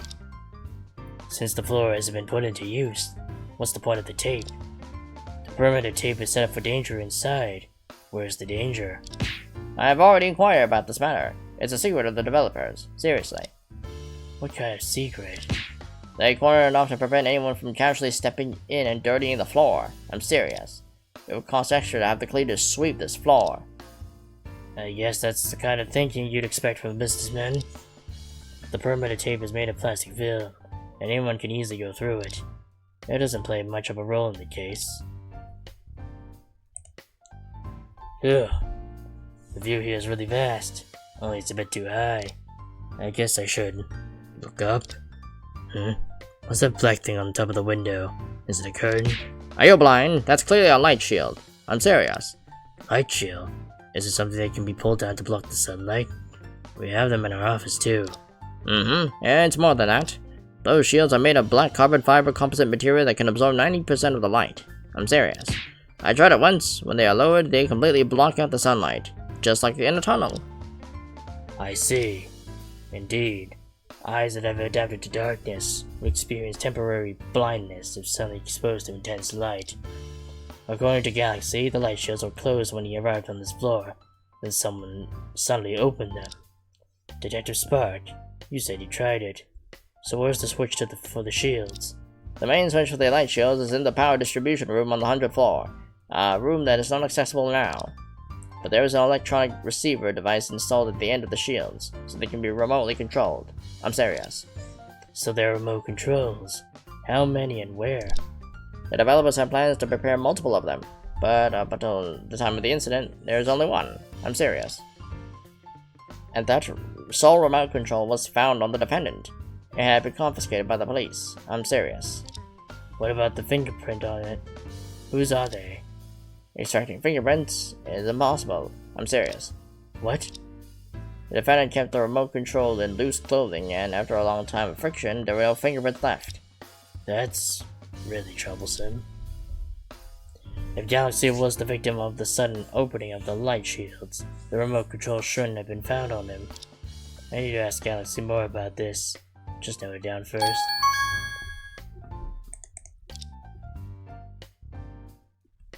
I've investigated all the relevant places, but I still can't figure out where the killer could have hidden. What I'm still concerned about is the trajectory. If Cujo was shot at the spot where the bloodstain was wiped, the shape of the bullet hole is unusual, but we can basically assume the bullet passed through the center of the hole, right? Detective Spark, come here. What? Just stand here for a moment. Why? Hold on, just stand here and don't move. Hey, why are you putting it up my back? Just a mark, don't worry. Don't scribble on my uniform. I'm serious. Just one sec, I'll be quick. Luckily I have a laser pointer in my keychain. If I extend out the hole and beam it towards Detective Spark, the direction of the killer can be determined, right? Huh? Wait, the laser pointer I extended out of the hole suddenly became half its size. Hey, how long do I understand here? It's okay now. Come over quickly. What's the matter with this glass? Huh? Ah. Could the glass be a concave lens that can shrink the surrounding scenery? Like the lenses in the telescopes? Something like the eyepiece and objective lens? I've never been clear about them. Hold on. If I remember correctly... Also, Detective Sanford, what is the 101st floor for exactly? It feels quite empty here. Indeed. Besides a few load-bearing pillars, there's nothing else here. So, this floor hasn't been finished yet? More or less. The management wants to turn this floor into a 360-degree circular observation deck. But since the building had just had its grand opening today, the construction work hasn't started. Right. This floor was planned to be a circular observation deck. So in order to ensure the view of all the glass has the function of shrinking the objects outside. Ah, I see. But what does this imply? I don't know either. Since there's such a big bullet hole here, why don't we just take a look take a look outside from here? Wait. What? This building seems to be the Genesis Financial Mansion rented by the Procuratorate. Oh wait, that's serious. This building seems to be the Genesis Financial Mansion rented by the Procuratorate. I'm serious. When we look out from inside the building, it seems very far away. But it's actually just a block away from here. That's correct. Seriously. This is a new building. The police have never obtained updated floor plans. Additionally, the view from this floor doesn't show adjacent buildings of the same height, so the police didn't confirm it. But the two buildings shouldn't be far apart. I walked directly over from the Prosecutor Ray's office this morning. Seriously. How many floors does the Genesis Financial Mansion have? If I remember correctly, it should have 120 floors. Although it's shorter than the Skyrim Trade Center, it can reach the height of 101 floors. This means there's a shooting platform at the same height nearby. Looking closely, the 101st floor opposite seems to have an open window. With this new discovery, our understanding of this case might be overturned. Detective Spark, I need to go to the Genesis Financial Mansion opposite. Can you accompany me? Huh? Why me?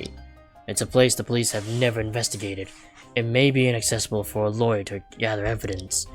This case involves foreign dignitaries and is the focus of attention in both countries. Whether we can find the truth and uphold the dignity of our judicial system depends entirely on you, Detective Spark. I'm deeply grateful to be entrusted with such a heavy responsibility. I'm serious. Rest assured, whether it's the building opposite or a sea of flames, I will go with you. I'm serious. Ugh. Thankfully, this guy's gullible. With him, all the clues I find will be legal. No time to waste. Let's check out the Genesis Financial Mansion now. Oh shit. What a twist! January 29th, 4:15 p.m., Genesis Financial Mansion, 101st floor. The Genesis Financial Mansion used to be the tallest building in Unity Avenue, but with the rapid development of this district, skyscrapers have sprung up, and it's been overshadowed. The office of Stella Ray and Silas Schubert should be on the 3rd floor, but that's not my destination. January 29th, 4:35 p.m., Genesis Financial Mansion, 101st floor. What is this place for? The 101st floor of the Genesis Financial Mansion is leased by a food lending company named Fat Bear Eats. Huh? You need a loan to eat? I'm not sure either, but I heard the company ran into financial trouble and seems to have fled en masse. I'm serious. This entire floor has been vacant for the past 2 weeks. I'm serious. It seems like a failed setup company. This means anyone who could have entered here freely without being noticed. Not just on the day of the incident, but for a long time before that, this place has been empty. There might still be crucial clues left here. I need to thoroughly investigate every corner.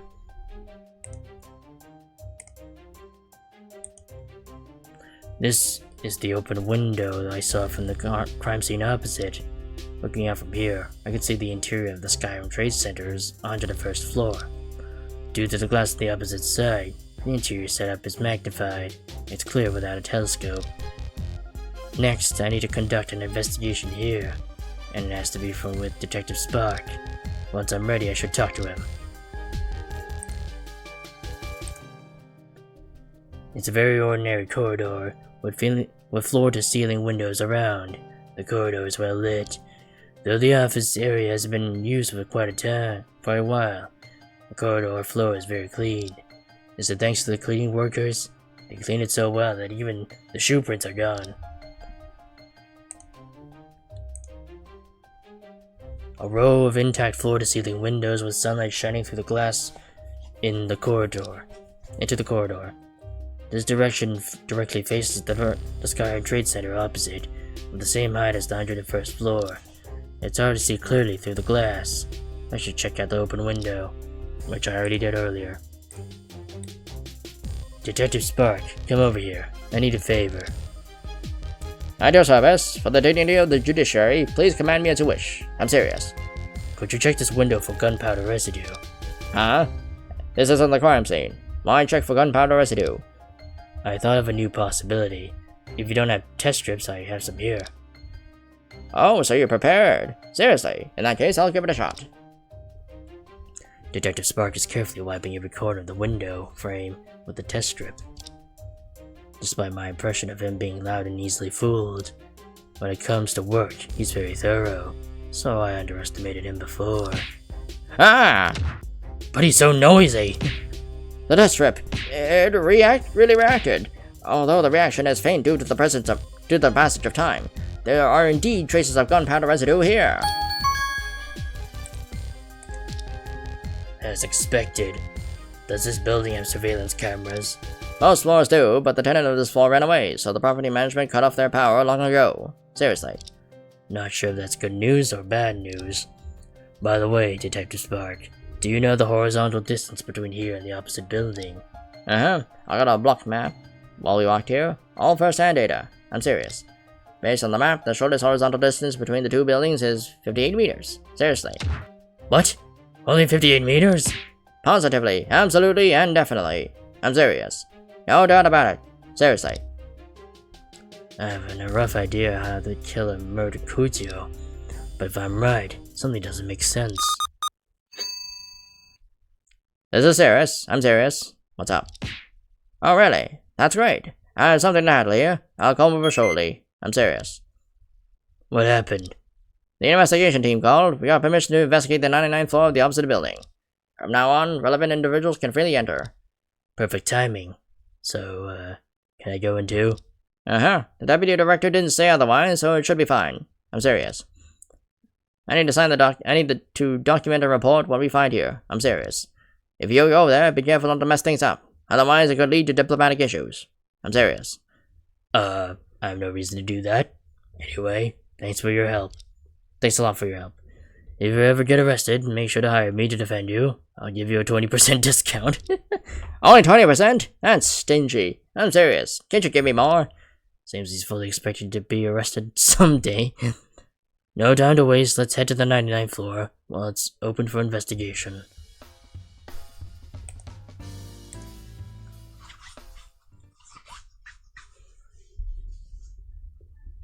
January 29th, 4:56 p.m. Skyrim Trade Center, 99th floor. Compared to yesterday, there are many more officers investigating here. I've checked the outside on the glass door. There's nobody we've checked. I need to get inside now. Hey, what are you doing here? Hello. I'm the attorney for this case, Charlie Drake. May I? What? You're the attorney instructed by the deputy director. It's such an honor to have you here. Please come in and investigate. What on earth did Detective Sanford do to her subordinates?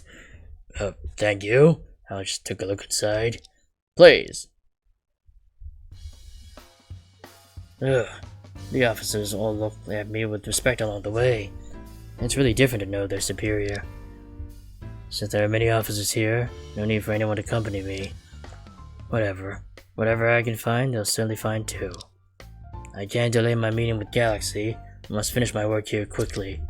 I need to investigate every corner and thoroughly, ASAP. The American Consulate office is bright enough, but this corridor is surprisingly dark. Maybe it's because the lighting from this window isn't very good, and none of the lights are turned on yet. In this environment, if the camera settings weren't adjusted properly, it would indeed capture only darkness. If an intruder did enter from the outside, this dark corridor would be a must-pass route. The American consulate's office is bright enough, but this corridor is surprisingly dark. Maybe it's because the lighting from this window isn't very good, and none of the lights are turned on yet. In this environment, if the camera settings weren't adjusted properly, it would indeed capture only darkness. Oh wait, no, I think I already said that. Although the building was just inaugurated, it wasn't completed just a day or two ago. Since it hasn't been used for a long time, the corridor floor accumulated some dust. In the far corner, there are some noticeable shoe prints, likely from President Gu. But near the window, the floor also seems to have been stepped on. The dust patterns are very messy. They can't extract any complete footprints. If someone did pass through here, they either moved in a very unusual manner, or they have excellent counter-surveillance skills, deliberately disturbing the dust. What are the scratch marks here? Oh, okay, wait, no, oops, I skipped through it. Through the window of the 99th floor balcony, I can see Genesis' financial mansion opposite. If I'd come back here earlier, I would have noticed the unusual proximity of the two buildings sooner. Huh? What's with this window frame? Hasn't this constantly been unused? The window frame doesn't look very new. There are scratch marks on it, as if it had been pressed by something. Was a rope tied around the window frame to hold something heavy? No, an ordinary heavy object wouldn't cause such severe scratches. It must have been something particularly heavy. Something particularly heavy. Could it be?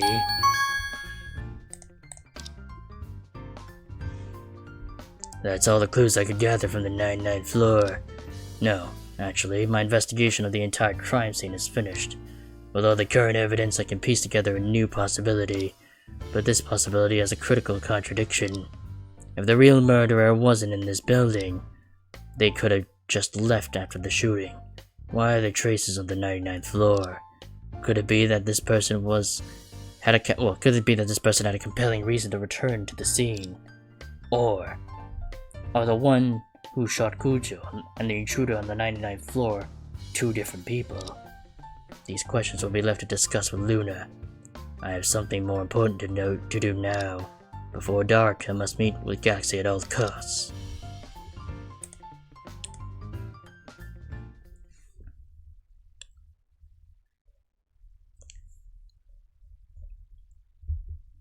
January 29th, 5:35 p.m., Detention Center. As I walk into the detention center, the sun has quietly set. This winter is particularly cold, much like our minds troubled by this complicated case. I don't see anyone from Neon outside the gate. Mr. Justice should not have arrived yet. This might be my last chance to speak with Galaxy before tomorrow's trial. Yo! Long time no see. Is now a good time to talk? I've been waiting for you. What a brave lawyer. May I ask if you're looking for the Golden Galaxy or the Silver Galaxy? What kind of opening remarks? If I said neither, are you going to split into three people, gold, silver, and bronze? Enough jokes, Galaxy. I did a lot of investigation at the scene today, and learned a few new things. Before Mr. Justice arrives, I have some questions for you. Your release. Seems you're well prepared for tomorrow's trial? Not quite. How well I can perform tomorrow depends on how cooperative you are. Fair enough. Ask away. I'll be straight with you about today's trial. The prosecution presented a lot of evidence against you, especially concerning the handling of the body. If you had told us this earlier, we wouldn't be so passive now. Surprise! That's the best you can come up with after all this time? I understand you have your reasons for keeping quiet, but I've encountered many clients like that in my career. But the special identity of the victim has significantly heightened the public interest in this case. Under such great pressure, the judge will definitely announce your final verdict tomorrow. We can't afford to be evasive anymore. Ah, that's true. Thanks to Mr. Gu today, otherwise I might have been convicted and extradited. Yes, regarding his testimony about the intruder on the 99th floor, I found— oh fuck, I clicked. Regarding his testimony about the intruder on the 99th floor, I found clues in today's investigation, and my remaining doubts are all focused on you. Galaxy, you must tell me everything you know at this point. Does it have to be everything? I could talk about handling the body. That outfit was much heavier than I expected. Carrying it to the rooftop was exhausting. That's not the point. Well, handling the body is important, but I want the whole story. Once I leave the detention center, we won't have another chance to communicate, just like this morning. I don't want to lose tomorrow without reasons, and I believe neither do you. You're right, but my thoughts are a bit muddled right now. I don't know where to start. Mr. Drake, why don't you ask the questions and I'll answer them? Both your reaction yesterday and our evidence in court indicate that you knew the victim, Erika Kurtio. No, it's more than that. Your relationship was quite special. So you're starting with this? Are we not BFF?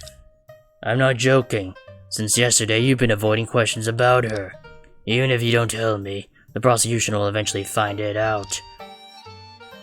I see. What exactly was your relationship with Erika Kurtio? Why were you meeting on the 101st floor at the time of the incident? Tell me, please. I can't say it. No matter how much you press, I can't. It's coming to this as expected. I have no choice but to try and get him to talk ASAP. Forgive me, Galaxy. Point spear. Longinus, Kido! What is this? Mr. Drake, are you resorting to weapons since your words didn't work? Go ahead, this is my rifle. There are many like it, but this one is mine. Well, the girl on duty was startled, trying to see if Galaxy really had a rifle. Stop fooling around. What are you saying? A young guy should be energetic and vigorous. Okay, this is all the evidence I got. Okay. Once I changed the topic, your state of mind restored immediately. Impressive. Flattered. I have no time to beat around the bush with him. To break the deadlock, I need to be straightforward. There's concrete evidence of his contact with Kurtio. I'll present evidence directly instead of using mere words to intimidate. However, Galaxy always maintains a flippant demeanor in front of me.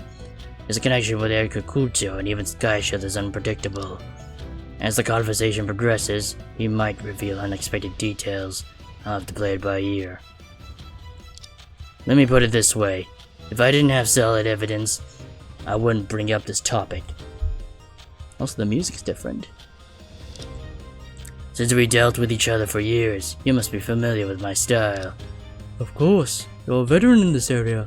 You can play your cards right. Cards? He probably means evidence. Your relationship with Erika Kurtio wasn't simple. You two had direct contact at the crime scene. The evidence proving your contact with Kurtio is right here. Oh shit. Take this. You wouldn't forget what you gave her personally, right? You're the owner of this bank card, which was opened recently. Today in court, I've proven that you provided financial support to Erika Kurtio. And I'm the compassionate chairman of NGO. It is my duty to help the underprivileged. I never heard of any NGO suddenly dishing out $200,000 to support the underprivileged. And this underprivileged person happens to be a globally wanted fugitive. So do you support even someone like that? What do you mean by someone like that? Erika isn't that kind of... Galaxy, I haven't said anything yet, but you're already starting to slip up. Alright, this round goes to you. You know, I provided you with plenty of intel on Skyshield over the years. Doing that naturally catches their attention. I have been threatened, just like I was kidnapped years ago. What kind of threat? This matter is significant. I can't disclose it. Sorry for that. So I was forced to obey their instructions, providing escape funds to their head. So you admit the money was for escape? Yes. Admitting this would worsen my charges. That's why I've kept quiet. Oh, if that's the case, your meeting with her couldn't have been pleasant, right? After all, she was someone who threatened you. Exactly as you say. I was terrified when I saw her. Don't believe me? I'll show you. Well, I'd like to see your performance. I really don't want to hear more of this nonsense. According to you, if Kujo was a threat to you, she should have been on guard in front of you, right? Of course. I'm a law-abiding citizen who provides intel to the police. I'm just gonna hold on. Where's the knife? I'm just gonna have that ready because there's a timer as soon as I hit the prompt. When we met, she was constantly pointing a knife at me. That's a lie. Erika Kujo had no guard up against you at all. This is the evidence. Take this. Kujo was an assassin at throwing... Oh wait. Kujo was an assassin skilled at throwing sharp objects, as I've known in another case. Even while on the run, she always kept a handy short knife on her, even when meeting you. Of course it was. But according to the information I have, this knife stayed exactly where it should have been, never once taken out. What? In fact, until her death, there was never any conflict between you two. Kujo was in such dire straits, yet you managed to meet her alone and get her to drop her guard. Galaxy Kaeda, what was your relationship? Can you tell me now? Mr. Drake, I entrusted you to be my defense lawyer, hoping for an innocent verdict, but I never thought you'd push me this far. Even if I knew her, so what? Erika Kujo was a nationally renowned sports star and idol. I have some standing in society. It's normal to have contact with her. Is it really necessary to dig deeper over such casual acquaintances? Casual acquaintances? If a casual acquaintance dies right in front of me, I might feel a bit of sorrow, but I wouldn't be heartbroken for her sake. I don't understand what you're saying. Heartbroken for her sake? Where did you get that from? An eyewitness? The only eyewitness at the time was Erika.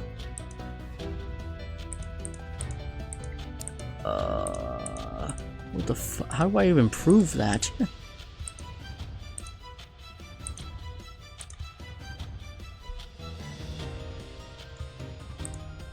Oh, the locket! Oh wait, no, that's her mother. Shit, what do I present here? But she was dead. Are you saying she was speaking to you through the dreams or something? Maybe she was indeed the only eyewitness, but there was someone else who knew the situation. Oh, right, the mooncake. Oh, you're talking about... Okay, I see. Is that the only evidence? Yeah, that's the only evidence. It's this person who saw your state that time. Oh, fuck. The college student named Mooney Beans has always believed Erika Kujo was a good person. Though she didn't step out of the elevator, she clearly heard you crying. You kept repeating, "I killed you." Is it because you feel guilty for her death? I can't... Mr. Drake, please don't push me further. This is my bottom line. His expression is extremely pained, probably on the verge of breaking down. I have a feeling that if I push a bit more, I may get all the information out of him. But I don't have any direct evidence linking him now, so it troubles him. Erika. His wavering emotions are fleeting. If I choose incorrectly now, I might not get another chance. Think carefully. Is there something that's most likely linked to both Kujo and Galaxy? Oh, the locket. The locket. Galaxy, if you're not ready to speak yet, please take a look at this. Take this. Erika Kujo had something she has cherished deeply since 5 years ago. In this necklace is a photo of a middle-aged woman. She must have been very important to Kujo. Even while on the run, until she left this world, she kept it close. So my question is, do you know this person? Is that so? Even to her death? I may hide my relationship with Erika for my own sake, because I know that she would forgive me. But if you're asking about this person, I can't lie. Woohoo! No mistakes. This person was named Evelyn Kaeda. She was my mother. What?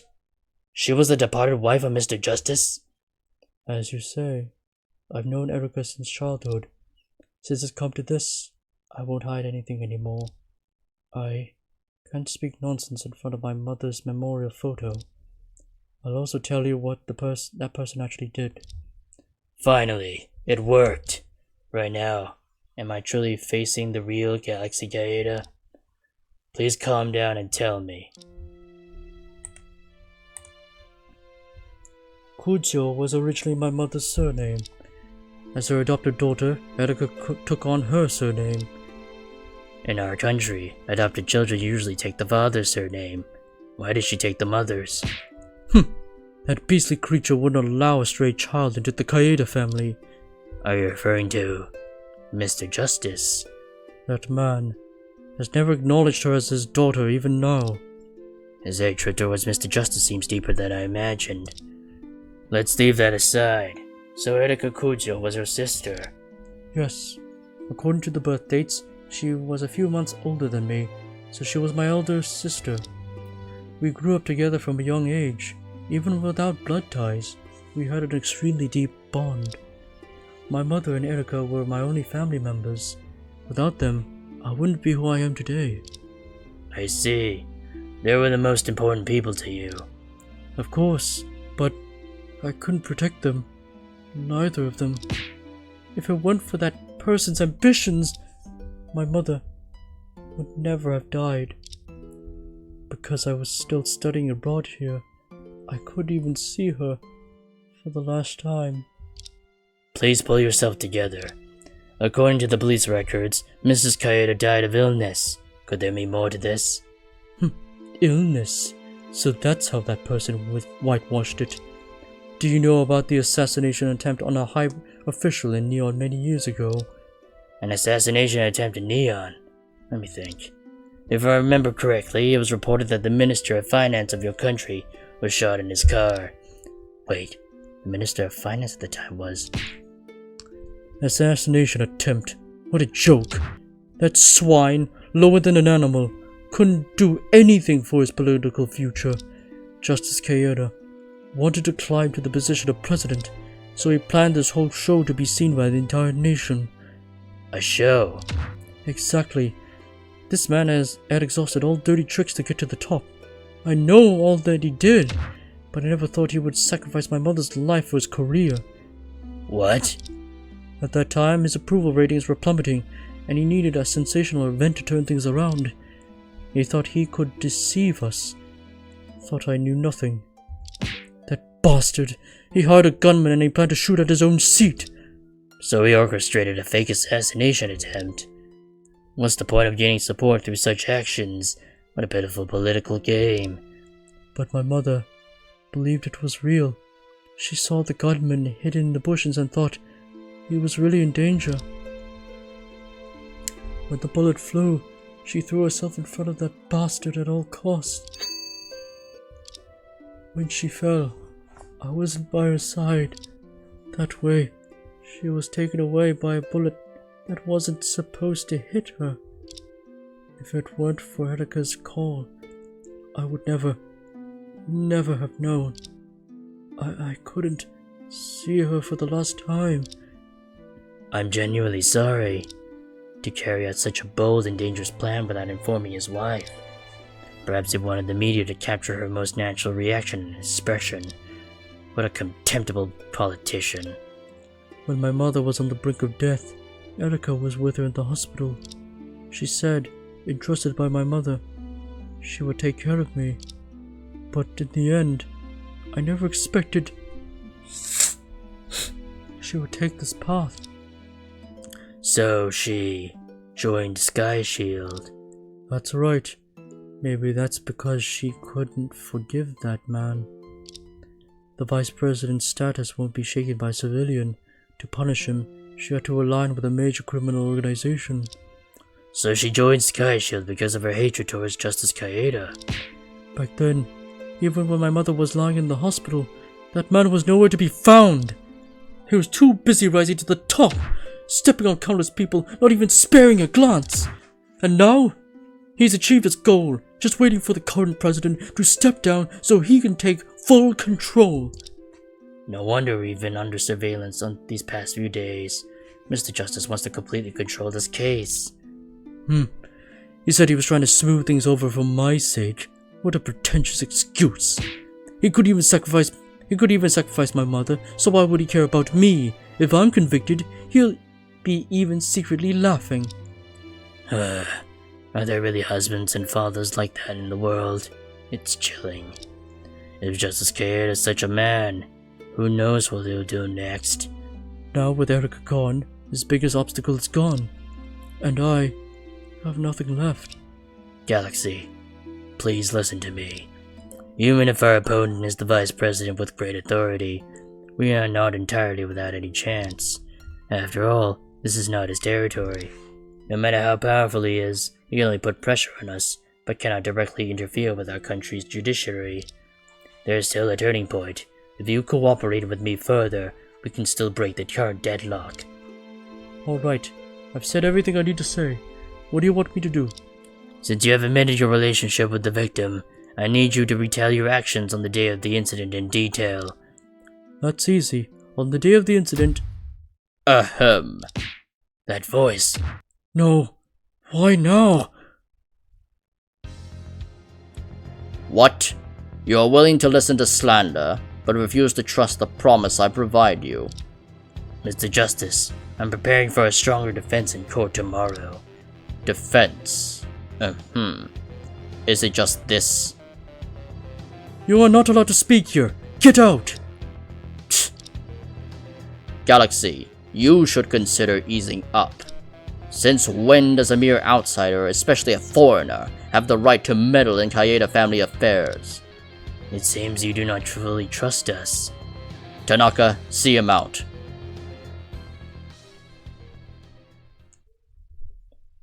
Before I could say goodbye to Galaxy, I was already sent to a car by Mr. Justice's bodyguards.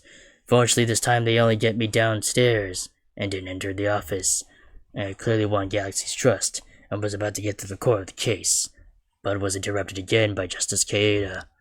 It is getting late, and now the detention center is not allowed to enter.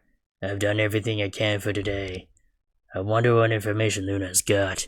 I can only return to the office and meet up with her as soon as possible now. The search of final chapter Autumn end. The story is about to reach its conclusion. Oh fuck, I should have saved at that point. Oh well. Something tells me it's going to be a long trial, so I'm just going to save right here.